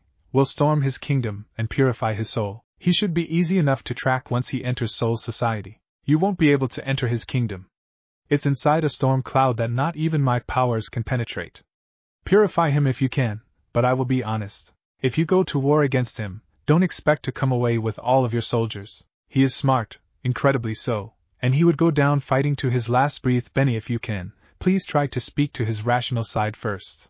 Cammy slowly faded from view, clearly having spoke her part. Benny looked down at his desk and frowned. Uzumaki Naruto, I don't even know you, yet you're already causing me a headache. I should inform Soul Society, they need to know about a threat like you. A sneeze left Naruto, causing his face to scrunch up cutely as he pouted. Someone must be talking about me. Sayo looked towards the blonde with a happy smile on his face. Only good things I could assume. But as I was saying, if I could just have a handful of us enter the human world again, we would be able to have great leaps in our technology again. The Ajuchas looked like a strange humanoid octopus. He was very happy that Naruto had found him and his brother. Under the blonde, regardless if the blonde would admit they were his underlings or not, he was really able to feed that strange craving for knowledge that he had. Naruto seemed to be in deep thought for a while before shrugging his shoulders. I don't see why not. I want you to make sure that we don't draw attention to ourselves though, understood? Oh, and also, were you able to get those 3 bracelets I asked you for? Sayo sent one of his tentacles backwards and fiddled around on the bench behind him for a moment, slowly bringing it back and showing 3 rings. They were simple bands, each with a small vial attached to them. You and your patrol groups, at least it gives me something to do while I wait for new things to research. I'm glad, after all, I couldn't have done all of this without you, Sayo. Naruto stated proudly, taking the devices from the hollow and shaking his hand. The scientist gave a bright smile. Least I could do, you and Lady Neliel saved us after all. Plus you have given me many interesting tasks to look into. Naruto narrowed his eyes at the man. The same action was returned to him, the once joyful atmosphere vanishing in a second. And the special task? I am nearly done. I believe you should have all your answers within a few years. I've just been so busy with it lately, that I need a break. As I said, a trip to the human world will allow me to refocus on the important things. Sayo told him honestly. He had been working on the same task for nearly a decade now, and it was starting to wear on him. The blonde nodded and released the hollow's hand. Understood. You have my permission like I said, but don't force anyone. You know the rules. Hi, I'll behave well mostly. The Ajuchas gave a small chuckle at his own words. Now don't you have to speak to your people, Naruto-sama? I already told you to drop the sama, deadpanned the blonde. The action merely caused the scientist to give into full-blown laughter. Good one, Naruto-sama. But you are deserving of the respect I give you, thus I will not simply stop. Plus I enjoy it. It is good to know I am not in charge. The Vasto Lord sighed. Remind me again why I am the leader? 'Cause someone else would get it wrong. Seo responded without a second of thought. Much like you always bring me the difficult tasks, because someone else would do a subpar job. Naruto shook his head with a smirk. Thanks for the reminder. Just remember to let me know when you are taking the expedition so I can keep an ear out and tighten the defenses. Will do, Commander. Just make sure to keep Lady Neliel out of my labs. I really am thankful to her, but she really does create such a mess in that form. Naruto could sympathize with the man, he really could. Nell's Vasto Lord form was too large, but he couldn't tell her that. She was beyond ecstatic when she evolved. Just more of a reason to look into that, am I correct? The Ajuchi shook his head and chuckled. I see your point. Now if you will excuse me, Naruto-sama, I would like to get back to work. The blonde waved a hand into the air. Yeah. Talk to you soon, Sale. Naruto gave a warm smile as he left what some would call the creepy labs. The bright moonlight hit his eyes and he gave a small frown, walking forward to where he would meet the new recruits. He had spent the past couple of days training them, and deemed them ready to go on their first patrol. It was not much of a shock that when he arrived at the meeting place, they were already waiting for him. He jingled the bracelets in his hands. These will allow for you to move through the cloud without injury. The first few times you are to stay within my line of sight. When I deem you strong enough, and see that you won't be a threat to the safety of those living in the cloud, you will be able to do your rounds at any time, and will no longer need to return these to me at the end of each shift. Tyr rose a brow at his words, while Ulquiorra nodded sharply. Grimjaw for once didn't have much to say nor express. You do not trust us? The shark-like Ajuchis questioned, somewhat hesitant for his answer. Trust normally meant you weren't seen as suspicious, meaning you were not on the list of possible executions. At least that was how it worked in the smaller kingdoms she had been in. Naruto shook his head. I trust each of you with my life, and I want to ease you into the responsibility of protecting the lives of everyone in the cloud. That is what this position means. Everyone inside of here depends on us to keep them safe. I know the cloud is strong, but even I don't know how much punishment it would take before it was split apart. Helibel widened her eyes at that, having not thought of the situation in such a light. She would be responsible for Mila Rose's protection, not to mention Sun, who had started to grow on her. That bubbly but crafty snake. Now she was starting to feel like she wouldn't be able to do the job properly. She seemed to lean away from the blonde, something Naruto picked up instantly. A little worried now, Tyr-san? His question earned a small nod from the Ajuchis. I didn't think about it properly, and I don't know if I am comfortable with being in control of the safety of others. Naruto walked forward and clapped the bracelet onto her wrist with a large smile on his face. The act shocked her, causing him to give a warm laugh. I believe in you. That kind of attitude is what I look for here. It is clear you care about others, even if it be only a few. I'll show you what you need to do. Just trust in me, Tyr, and I will make sure you don't let down those you care about. The blonde moved forward and clapped the other bracelets onto the new Ajuchis. Ulquiorra received his on his wrist like Tyr, while Grimjaw had his attached to the tail that was deadly still. The blue band was something of an oddity. They each looked at the small vial on it with high levels of curiosity. Tyr slowly changed her vision to the two beside her, wondering why they didn't have to give some sort of questioning speech like she had. That vial is concentrated Ryatsu for myself. As you may remember from when we arrived, I walked up to the wall and placed my tail into it, pulling it open. Well, that vial will allow you to do the same. Also, I have been speaking to Grimjaw and Ulquiorra already. Mr. Panther enjoys fighting, while our Dark Knight here likes order and routine. Sure, there are other positions they could be in, but I spoke to them about it, and both liked the idea. Naruto waved them to follow as they approached the cloud. Now channel your Ryatsu towards the bracelet or tail clip for some, and wrap it around my own. Slowly push it towards where you plan to make contact with the wall. Like so. Naruto lifted his hands towards the raging cloud. They watched it slowly turn to a lighter gray before wrapping around his hands. I know it looks different. That's because I am not ripping it open, merely moving through it. Once you have made the connection, stretch the light gray cloud over your form and slowly walk inside. Just keep walking forward and I shall see you on the other side. They watched as the Vasto Lord was swallowed in the protective cloud, vanishing from their view. Nell slowly walked up behind the group with a large smile on her face. I remember my first time too. I was so scared. I watched when that group of hollows tried to invade and were electrocuted by the wall. Thankfully you didn't have to see that, so it shouldn't be as scary for you. Nell walked forward and passed straight through the wall without any problem. We weren't worried, Tear mumbled, unable to get the picture of dying hollows out of her mind. Slowly she did as instructed, feeling the strange sensation of Naruto's Ryatsu forming a protective layer around her. She could nearly taste the water in the thin layer of cloud.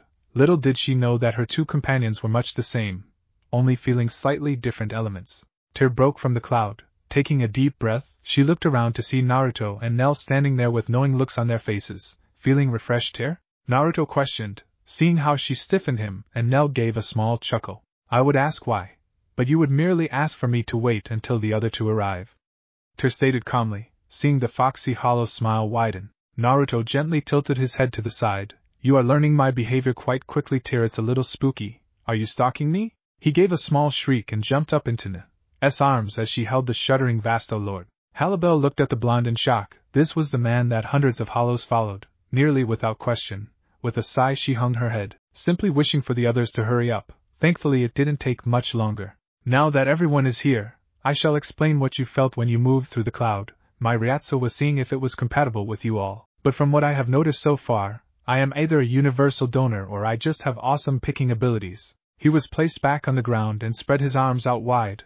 I am a storm fox. Or as some stuck-up skeleton may call me, the Crimson Storm. This means, each of you is an elemental type hollow. Naruto nearly clapped his hands in joy, but we shall go into that further when we return. For now stay with Nell or myself, we'll show you what to do. Tear POV. I kept the appearance that my eyes were taking in my surroundings, but the majority of my attention was drawn to the blonde fox-like hollow. He was beyond strange, but it felt almost like an act. His head turned to face me, those piercing blue eyes, so much like ice, nearly froze me on the spot. Without saying a word he faced the front again, looking over the desert, seemingly back to doing his self-appointed duties. He spoke of protecting others. I even felt how calm and protecting his Ryatsu seemed to be, yet I couldn't bring myself to just trust in my feelings. I needed proof. Plus, what was all this talk of elemental hollows? He said I was one. Does this mean I would become like him? My turn to look at Grimjaw. He had a small prance in his step, enjoying the concept of gaining more power. I knew that was the reason he followed me. Now it seemed to be the very same reason for why he would follow this Naruto. I felt around me. Nelio's aura was faint, but I could tell that it held great power. Naruto, on the other hand, I couldn't even get a small feel of his aura. I furrowed my brows in concentration, pushing the limits of my ability to sense those around me, an act that did not pass by the fox. Trying to probe me, a Tear? All you had to do was ask, you know? He held that small smirk of his, like this was all some kind of game. The others looked towards me and I gave a sharp nod, trying to show that he was correct in his assumptions. I gave a small cough, clearing my throat. I cannot sense your Ryatsu. I was just wondering why not. My question seemed to affect him. His smile vanished and a pensive look came over his face. It slowly turned into a warm smile, a small laugh escaping his lips. My Ryatsu is depressing, so I hide it from people.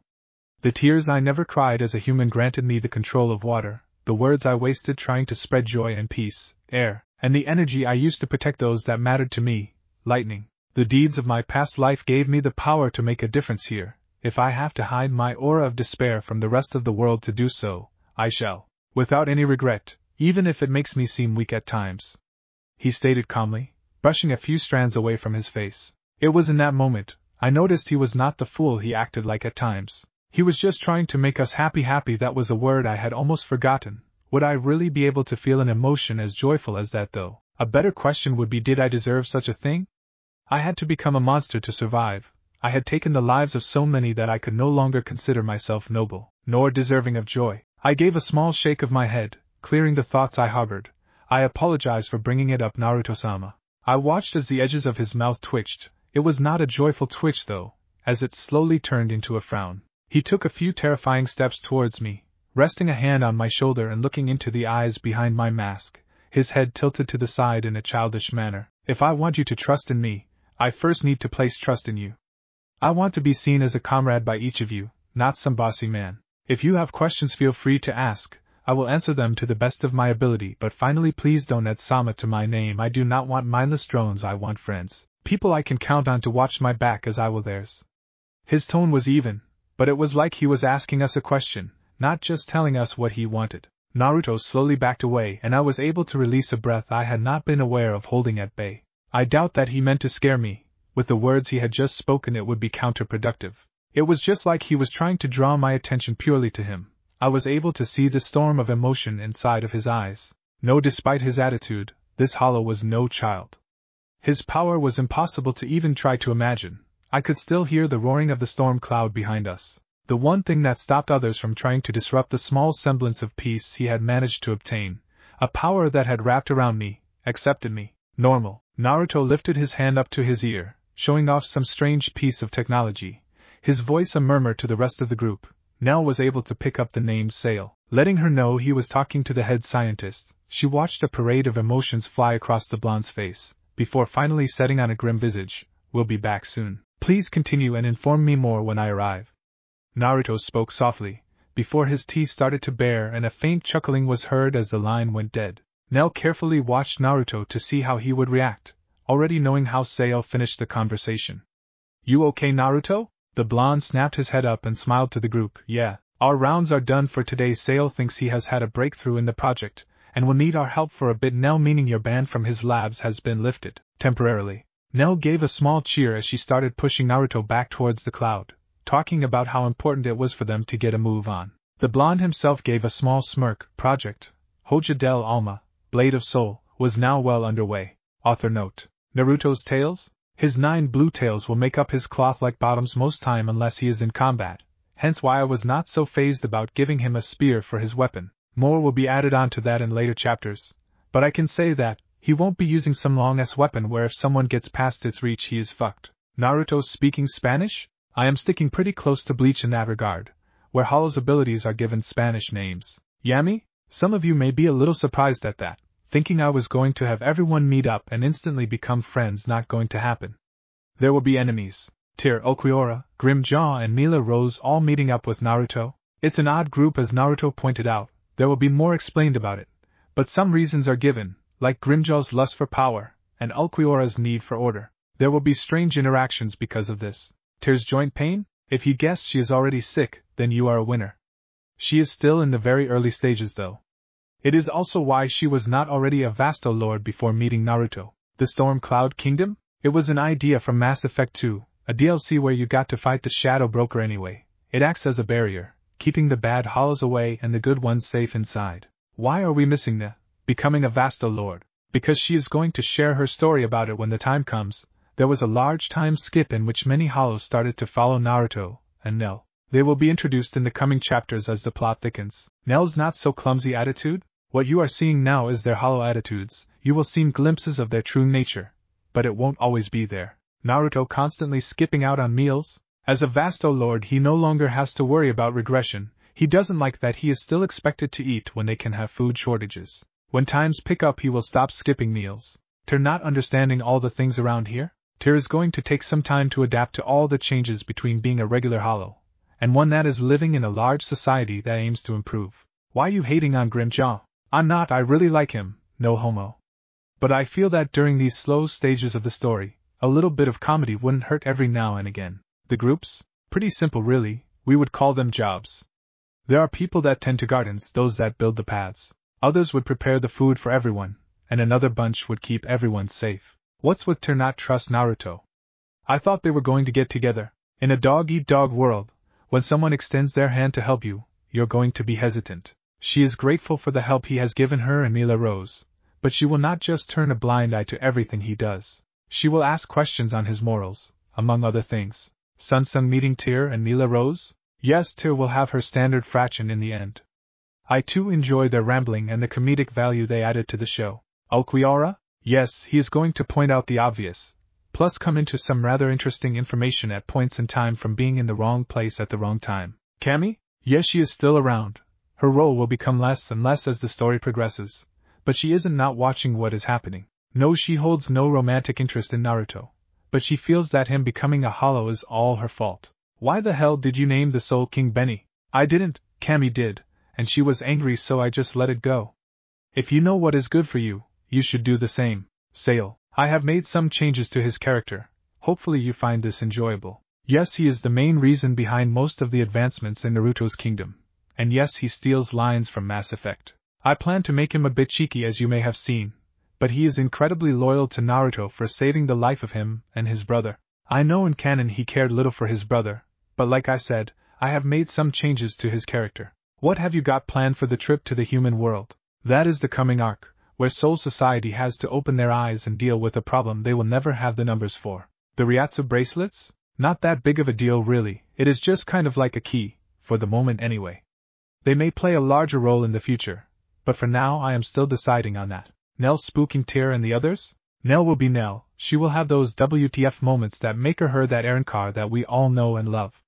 They will be spread out though, as that is not her true personality yet. Naruto being an idiot? I enjoy a funny Naruto from time to time. He is going to be able to sit down and have a serious conversation, or be a complete badass when needed, but when not much is really asked of him, he can relax and joke around. Tyr POV? Something I am trying, never really wrote in a single person's perspective before.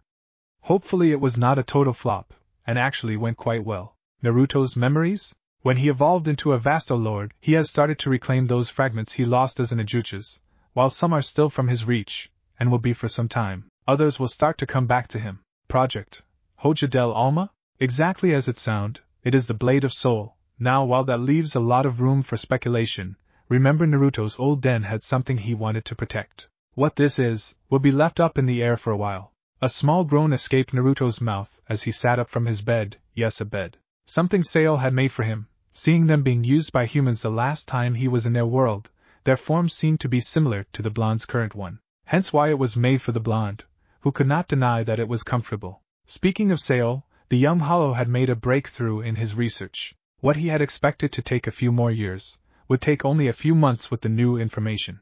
Today he would be leading a group into the human world.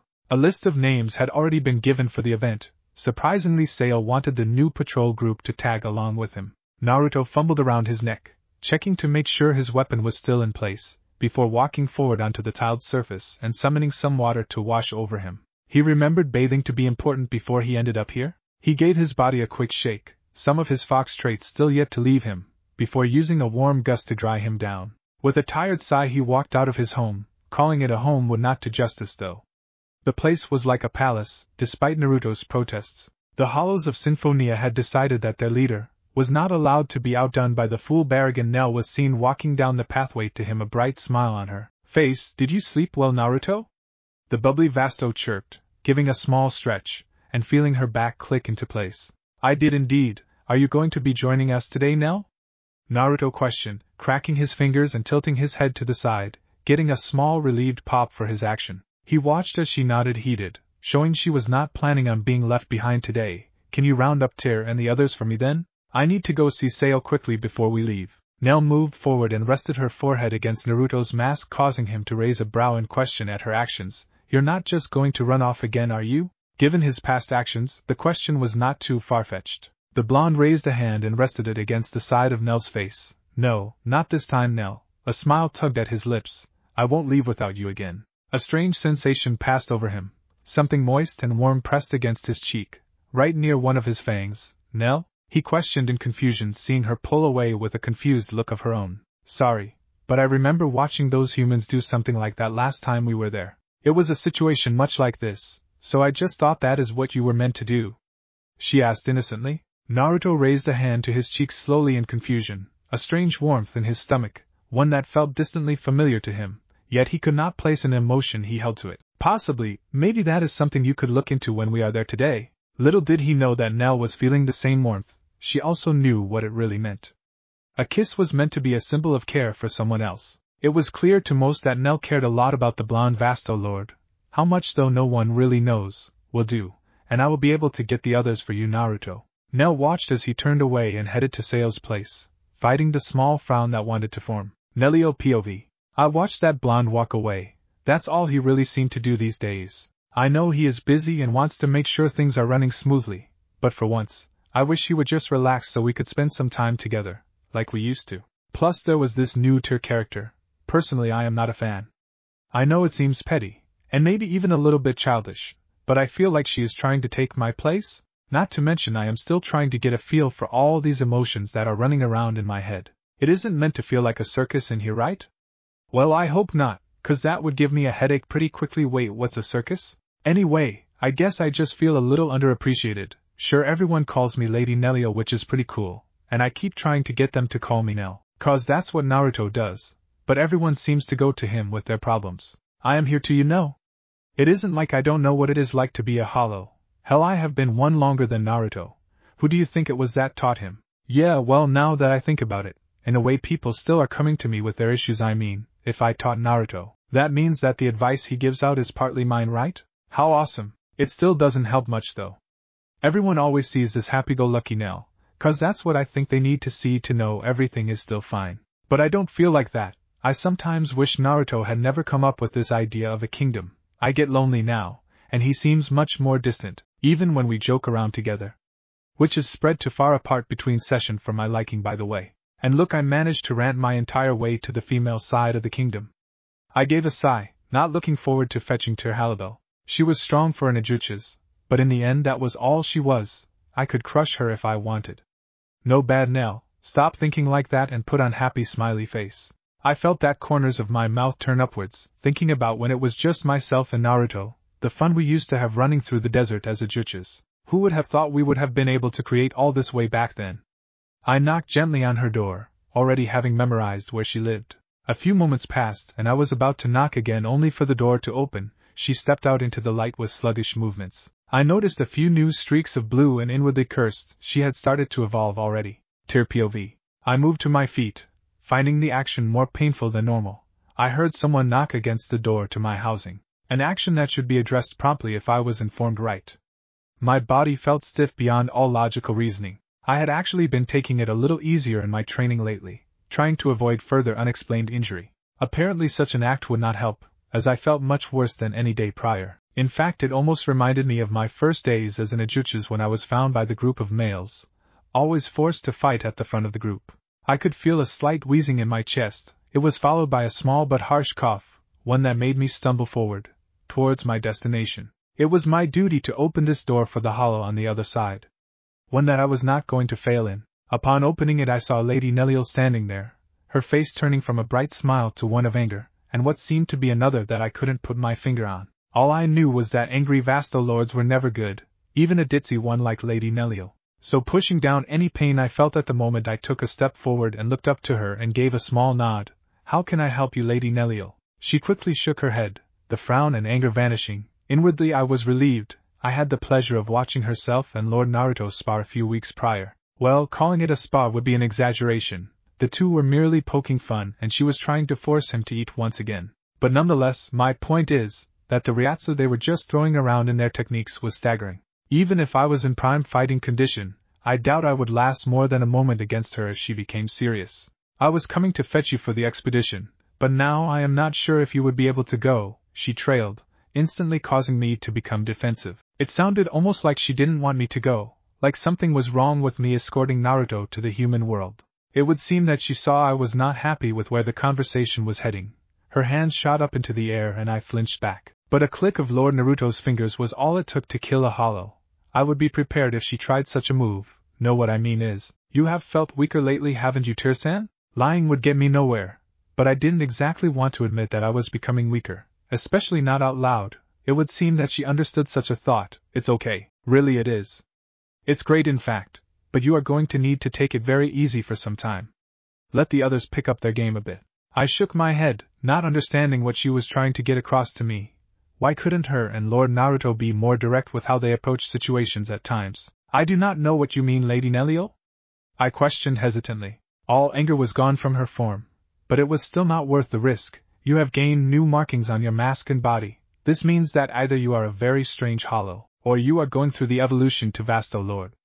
It is really painful and you will be next to useless during the final stages. Naruto would be able to explain it better. I saw her flinch a little as she said that. Did she have an argument with the blonde? It was probably for the best that I don't bring it up. And you will need to see Sale at some point. It is merely to get readings on your Ryatsu near the start of evolution, so we will be able to track these kinds of things, and have a rough estimate of how everyone is doing here. She continued, causing the majority of my defenses to fall. Many hollows dreamt of becoming a Vasto Lord, and here I was in the process of obtaining such a thing? A strange thought. Not to mention I would become closer to Lord Naruto if Lady Neliel was any indication of what such a position meant. Plus I would have the strength to defend Nila Rose and Sunsum properly. But if what Neliel said is true, I would not be of any use for a time before that happened. Maybe there was a way to speed up the process. Pain was something I was not entirely fazed with. I had suffered enough to know how to endure, but from the small tastes of Lord Naruto's ryatsu I have been able to obtain, the blonde has felt it even worse. His very soul seems to scream in agony. Thank you for informing me, Lady Neliel.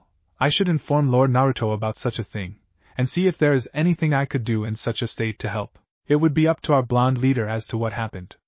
I merely hope that my Vasto Lord form was smaller than Lady Neliel's. I would prefer to be more like Lord Naruto in that regard, maybe even blonde like him. It seemed to be a nice color, and the deep blue he wore goes nicely with it. Neliel gave a small nod. Well, Naruto is over at sales at the moment. The only thing I can say is be careful when you enter. Sale is very finicky when it comes to his experiments. He doesn't like anything in his labs being touched. Anyway, I still have to go fetch Ulquiorra and Gimjiao. They are meant to be going on this expatiation as well. The Vasto Lord spoke calmly before turning around and leaving. It gave me a few moments to think to myself. If I was less reserved I may have squealed. If my body didn't hurt so much I may have jumped for joy. But I guess I would just have to settle for a large smile, one that nobody would see because of my mask. Me a Vasto Lord, it was still a while before I would reach there, but even still it was now closer than I had ever thought it to be, and I couldn't stop the small tingles that ran through the tips of my claws. Naruto POV. So there were test tubes, some tables, and what a shocker, more test tubes.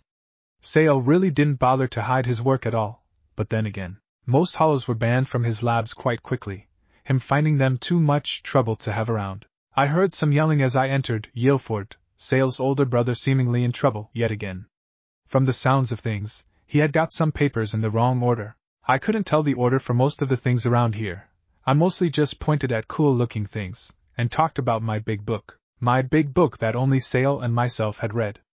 The octopus Ajuchas, at least I think he is an octopus anyway. He is really smart, and I am apparently a good leader. I don't know, the stuff kind of comes naturally to me. Must have been a leader of something in my past life.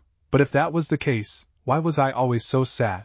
I gave a small sigh as I pushed open a large door, giving a few small knocks against it as I entered. Normally I would just barge in, but after the small explosion I caused last time, from not knocking, I figured it was best to play by Sale's rules, at least when we were in the labs anyway, and he was cool enough with it. Or at least he seemed that way. Yo, Sale? You in here? I called, hearing the sound of glass break against the floor, followed by some incredibly colorful language.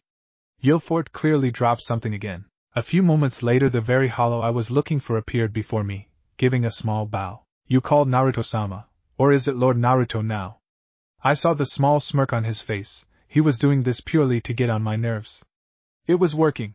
I played calm though, giving a small shrug of my shoulders. I think I have given up telling you what to call me. I am just here to tell you that we will be looking at heading OU. I was cut off by a soft knock at the door. Such a thing was beyond annoying.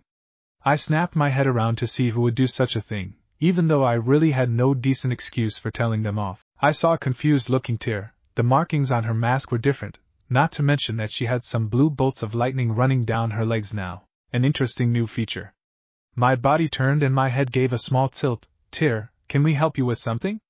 I think I did a very good job of hiding any previous agitation. Apparently she was not able to pick up on such a fact. That was a plus. I didn't need people knowing of even more ways to irk me.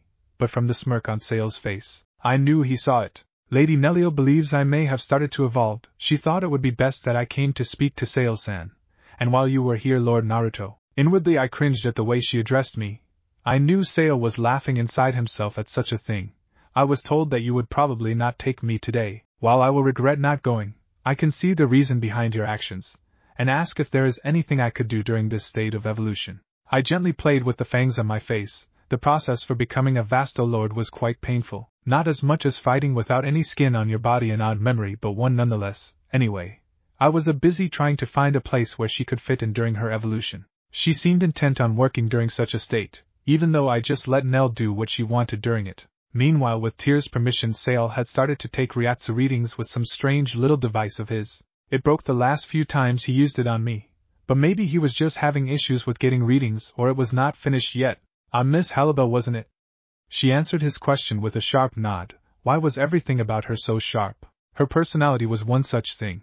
I had tried countless times to get her to lighten up. I would have to try again once she was finished with her change. The two were busy conversing for some time. I was ignored mostly, which was good because I was more than a little lost at the moment. It was such a pox time for her to start evolving right before a trip to the human world, Actually, that is a strange word. Pox. It sounds rather posh but isn't. Just a little bit older than what most people are used to. But this really couldn't have come at a worse time. We were all getting prepared to move out. With a small sigh I knew what to do, and thankfully they had finished talking already, Sale having already gotten the majority of the information he needed, and had booked some appointments or something to get the few pieces he was missing. Tear, her attention shifted onto me. I could feel that her eyes were not going to waver, as if she was telling me that I was all that mattered at the moment. Such a strange sense of loyalty. The job I have for you may seem easy at first, but like your last one, if much harder than it looks. I want you to pretty much make sure everyone is happy. This involves going around to the other groups and finding out how they are going, if they need anything and these kinds of things. Most of them will tell you not to bother, that they will make do with what they have. They will need a little push. If there is anything they could use to help them in any way, I would like to know. I spoke calmly and warmly, watching her give a stern nod, and try to bow again. I was really getting tired of her attempting such a thing. I firmly grabbed onto her shoulders and stared her down. Her eyes seemed to shrink from mine, as if she were scared. For the moment, that may be for the best. If you are going to keep up this act, I will strap you down. It hurts you to bow, I can see that. Everyone can see that, so stop it.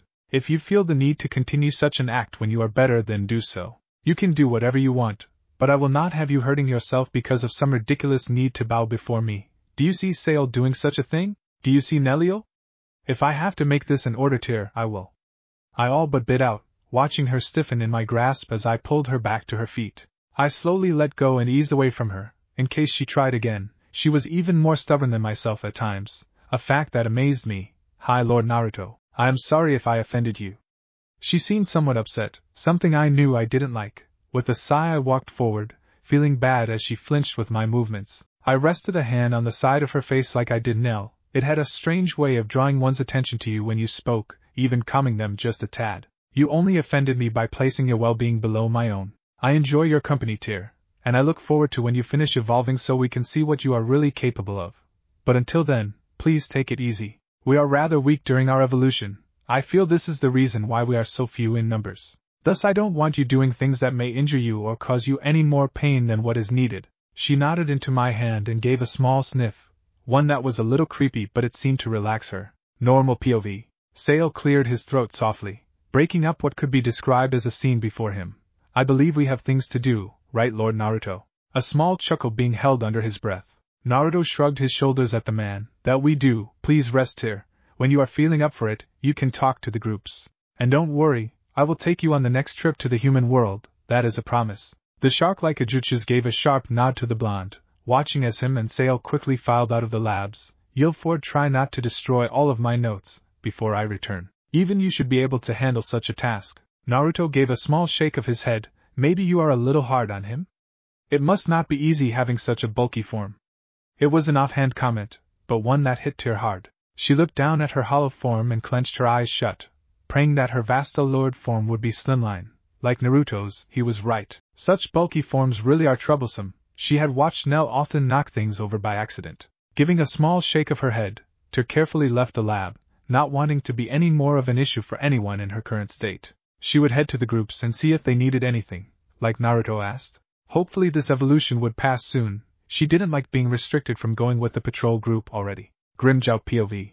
Okay, so things aren't as bad as I thought around Air. I was a little hesitant about the whole no fighting thing. Okay, so I was completely against the idea. But the male hollows have this arena thing where they all jump in and fight. So that issue was taken care of quickly. Next I got into this patrol group, that is at best. We don't see a lot of action, but there is the odd scuffle every now and again. Well, actually, thinking back on it, those fights were pretty full on, so I guess it ain't too bad actually. The best things would all have to stem from our crazy blonde leader. First off, while I want to be king, and if he gives me the chance to take him out, I will. But anyway, first off, he is a vasto lord. That means he has spent his time as one of us. He knows how to survive and apparently lead a large group. I am learning a lot from the punk, like these new types of attack. Apparently my hollow nature is quite adaptive to the influx of his storm-type Ryatsu, whatever that means. All I know is I can use some flashy new moves that blow stuff up real good. Halibel is getting weak though, we can all see it. I am glad she isn't leading us anymore. I can feel her Ryatsu. It feels flimsy, like it could break with the change of the wind.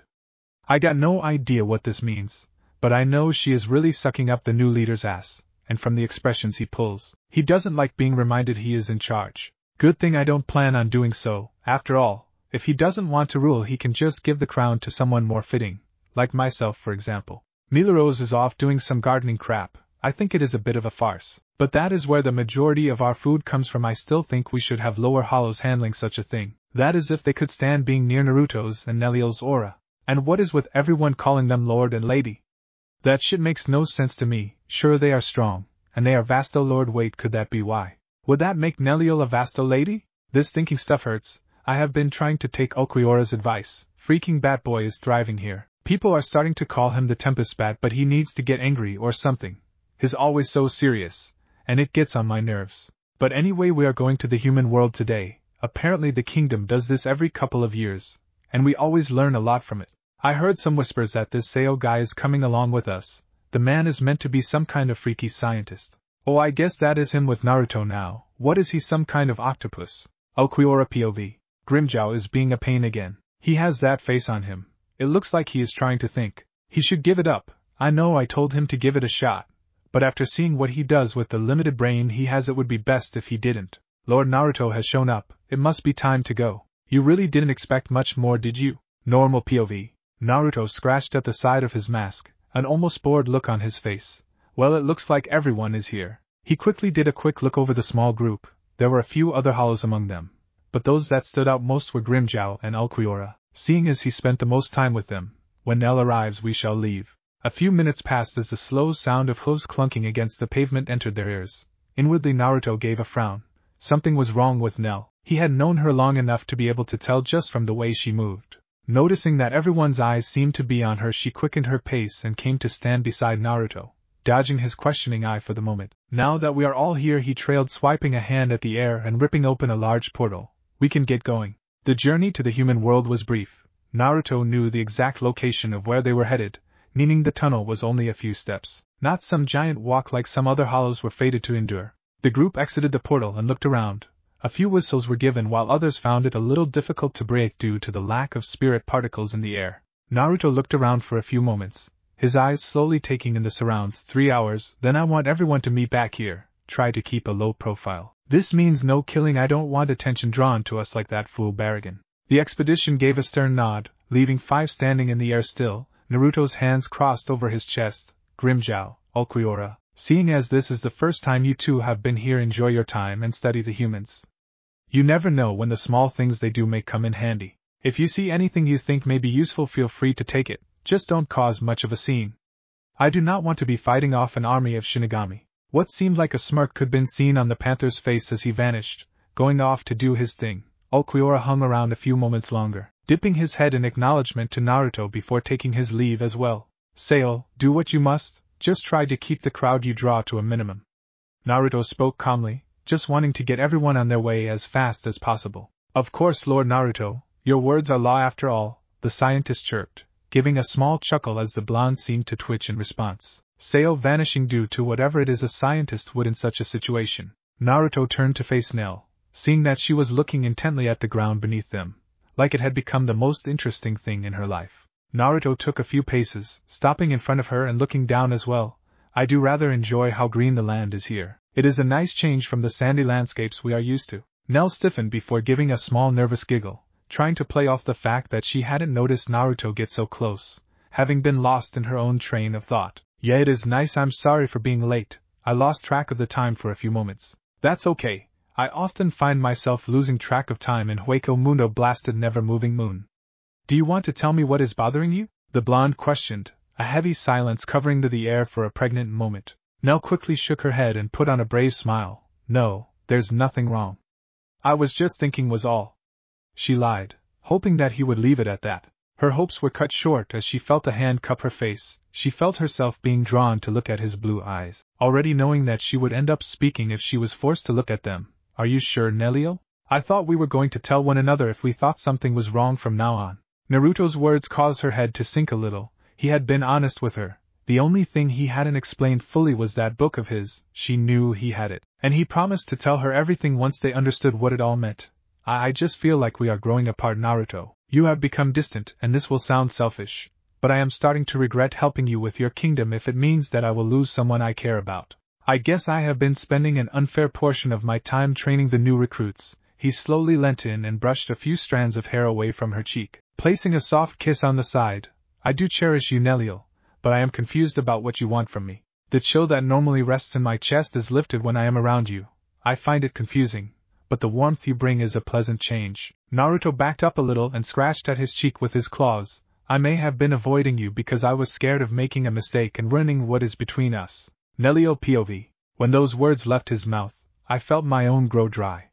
I leaned forward and slowly wrapped my arms around him. He stiffened and I was about to pull my arms back, thinking I had done something wrong. But he gently returned the gesture, resting his arms near the small of my back, just before my strange legs.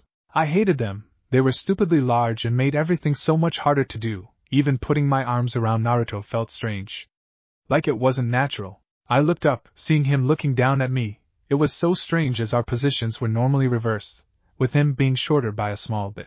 But I enjoyed it. I felt safe. With a small breath I inched my mouth closer to his, pressing my lips onto his. What felt like a small spark shot between us. His lips held a strange taste, but it was one I enjoyed. My mouth opened wider trying to get as much as I could. I must have looked like such an idiot.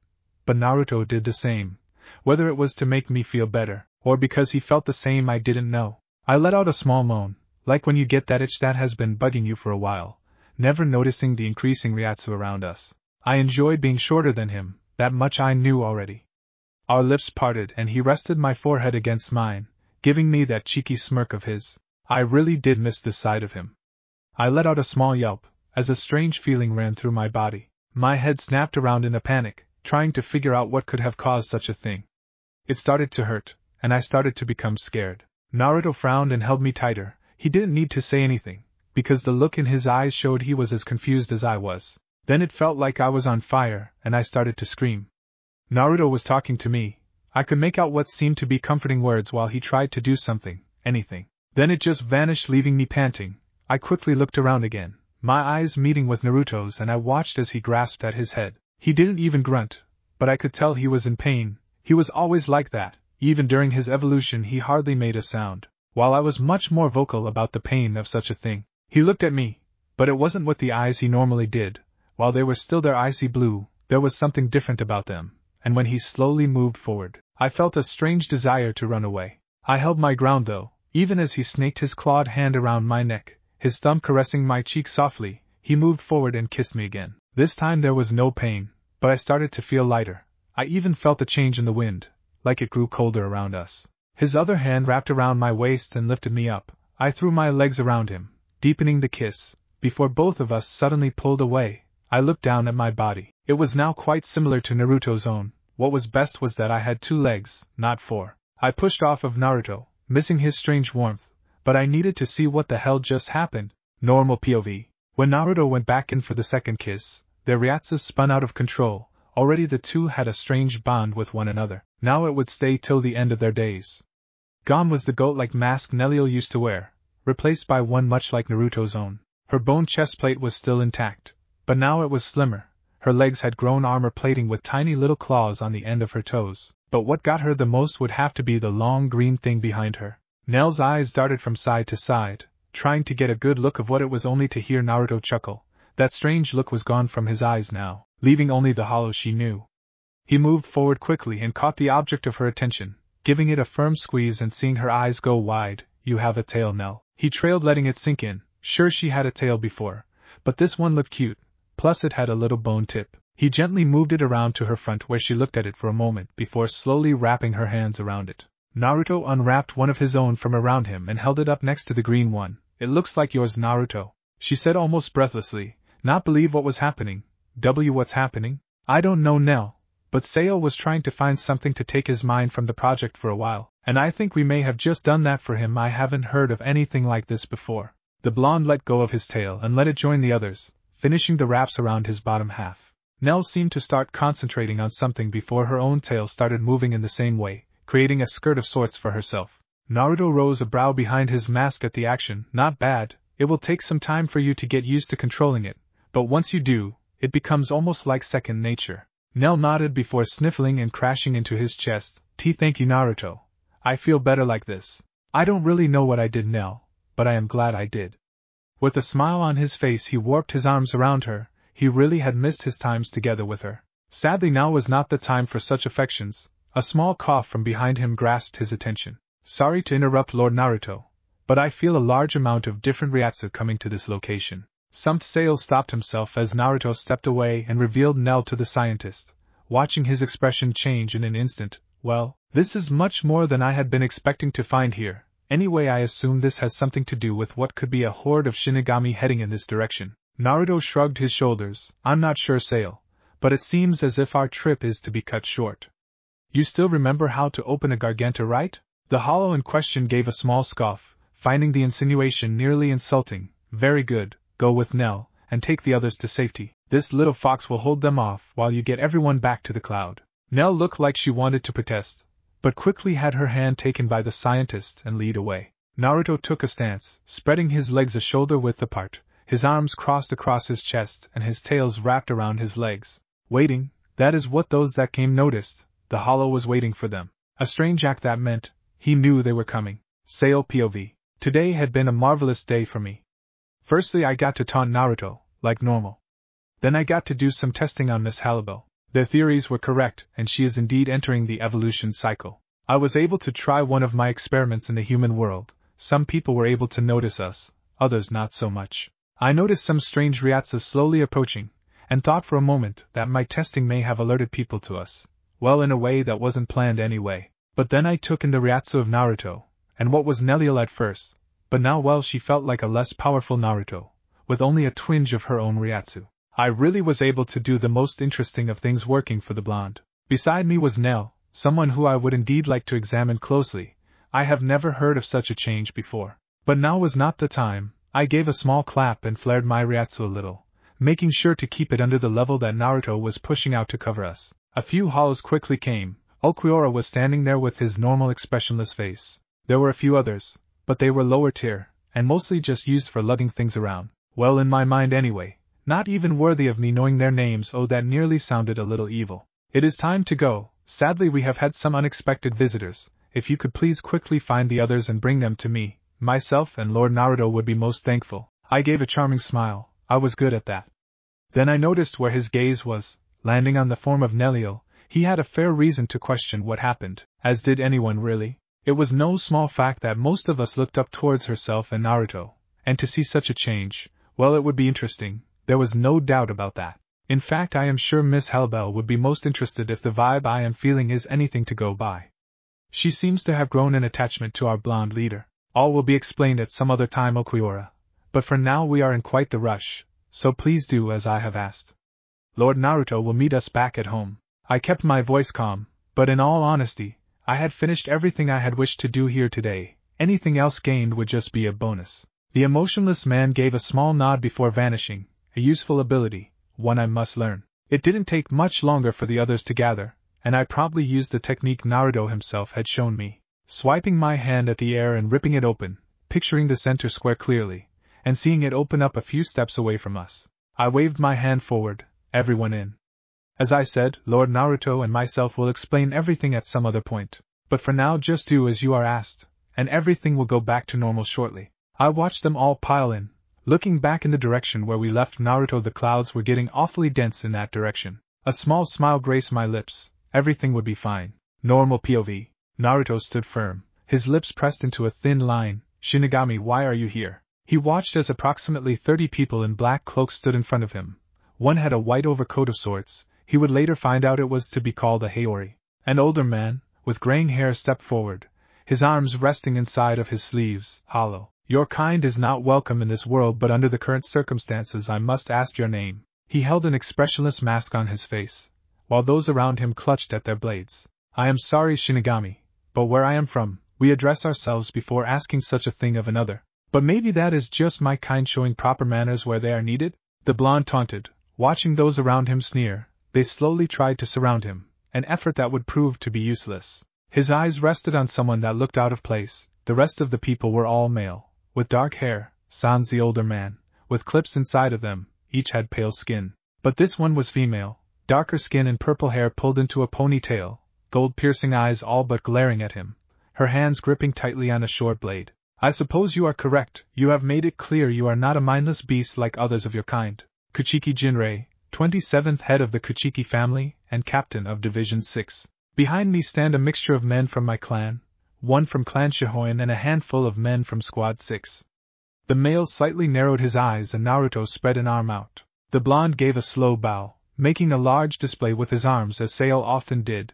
He found it quite annoying, so he hoped others did as well. Naruto, no last name that I know of. Vasta Lord and leader of Sinfonia de la Furiosa Tormenta. Naruto noticed the man's eyes go wide, but he continued anyway. It would seem that something has sparked your curiosity. But I will say one thing, at the end of the day I will be returning to my comfortable bed. All that will change is how many will be returning to your own. Watch your tongue. Hala man started to scream, only to be split in half, Naruto having not moved an inch. The blonde Vasto shook his head from side to side. Manners please, myself and Jinrei-san are having a conversation. It is rude to interrupt. A few members of the Kuchiki family made to move, only for Jinrei to hold up his hand, halting them without having to do anything more. In a way you are correct, Naruto-san, but I must question your methods of discipline. Furthermore, we have been searching for a Vasta lord by the name of Uzumaki Naruto. Would this happen to be you? Naruto tilted his head to the side, giving the man a bored look. I just said no last name that I know of. I find it rude when people don't listen, almost as rude as when someone interrupts you. This is exactly what you have done here today, but I will give you a chance to leave, if you do not take it. It is your own fault. Naruto spun on the spot, instantly ripping open a garganta and stepping through in one movement. Once he reached the other side he looked back, taking notice of the Shinigami inching closer. Looking around him he smiled. He had reached the Minos forest with only a few small steps. He gave a small sigh as he watched them crowding around the gate. He could have closed it at any moment, yet he would let them make their own choice. They deserved as much. With swift movements he reached up to his neck, barely touching his spear and turning it large into an actual weapon, something that would have passed by their vision if they were not focused on the action. A few moments passed and the Shinigami entered through the portal. He closed it behind them, letting them look around at where they had traveled to. Welcome to Hueco Mundo. You are currently in no man's land, meaning neither my forces nor the fool Barragans will interrupt this fight. I had hoped you would have taken the smarter choice and left, but now that you are invading Hueco Mundo, it is my duty to put you down, and my orders are to take you back to Soul Society. It seems clear that you will not listen to reason, thus we must use force. Jinrei lifted one of his hands, pointing it towards Naruto as a large bolt of lightning flew out, heading for the blonde hollow. The attack hit its mark, sending a large amount of dust into the air.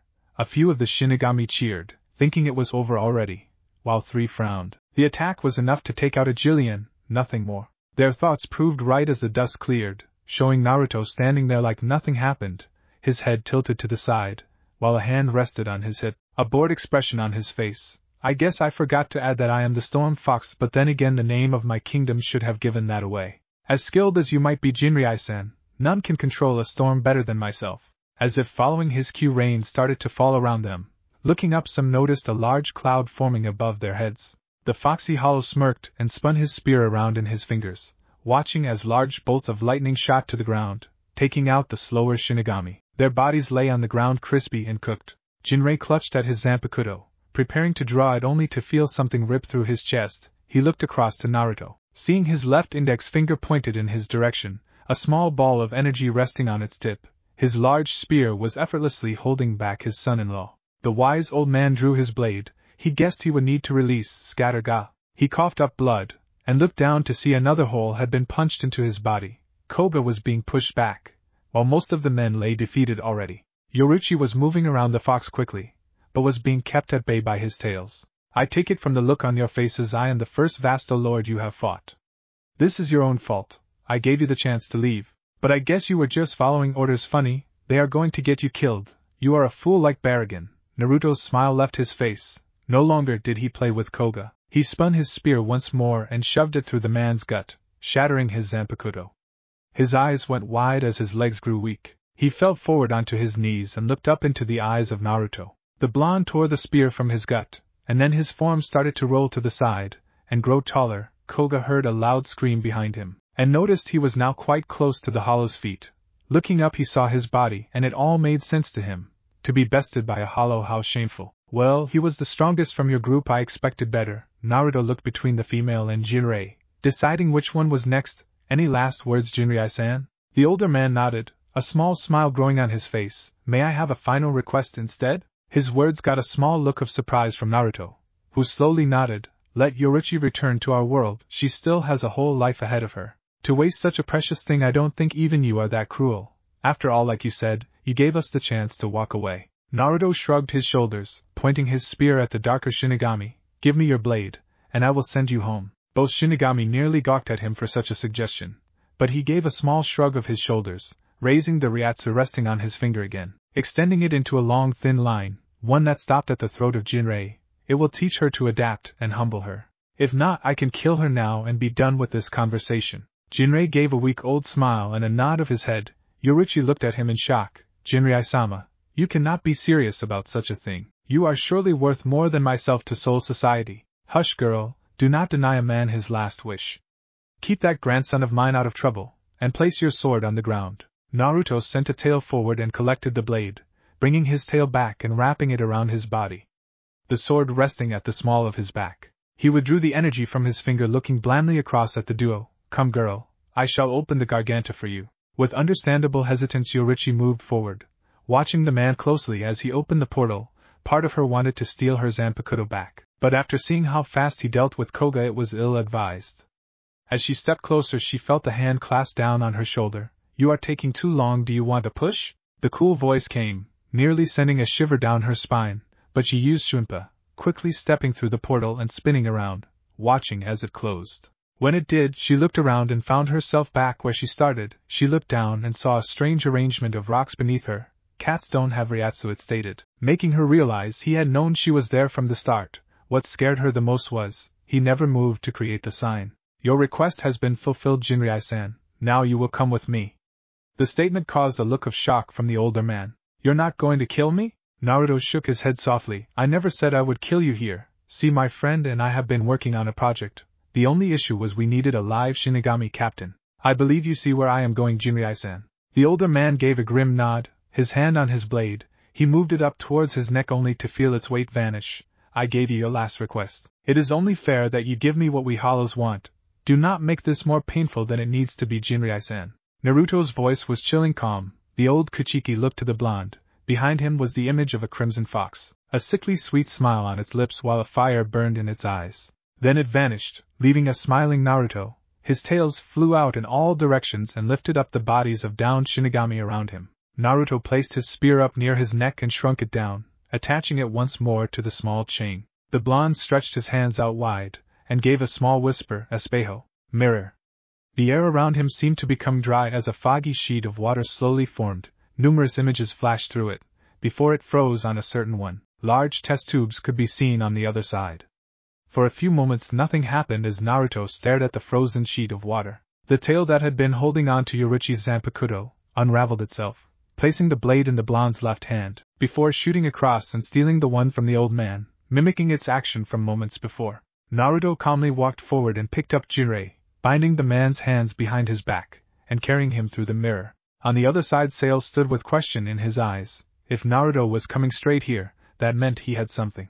If he had something, from the company that he was left in, it could quite possibly be Shinigami. Aside from that, he always wanted to study Naruto's Espejo, and was doing such a thing now. He could see the Minos forest through the mirror. The figure of Naruto slowly became imprinted on the mirror, before the blonde himself stepped through. The scientist's eyes went wide at what he saw. Lord Naruto, is today my birthday?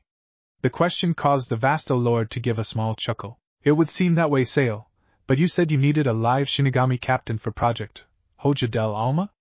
Plus I figured you could find something to do with the others.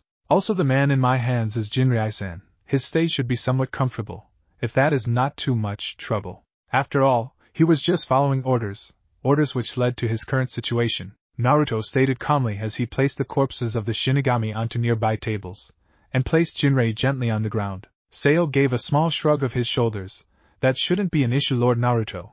After all, it is a task my lord has asked of me. Thus I shall perform it to the best of my abilities, just like my lord would want. If you check back in a few days, Lord Naruto, you will have more answers, but as of now, I have nothing more for you, my lord. Naruto's brow was twitching as he listened to the man speak. You're doing that on purpose, aren't you? I have no idea what you are talking about, my lord. Author note. So this may be pretty obvious, But this chapter's focus was on Nerio and Naruto, meaning most of the others didn't get large amounts of screen time. What is your issue with Baragon? I honestly just feel like Baragon is a very disliked character, much like a certain other hollow Neutra Koff. There is going to be rather large scenes where the two kings don't get along, and most of the hollows from Naruto's kingdom don't have a nice word to say about Baragon.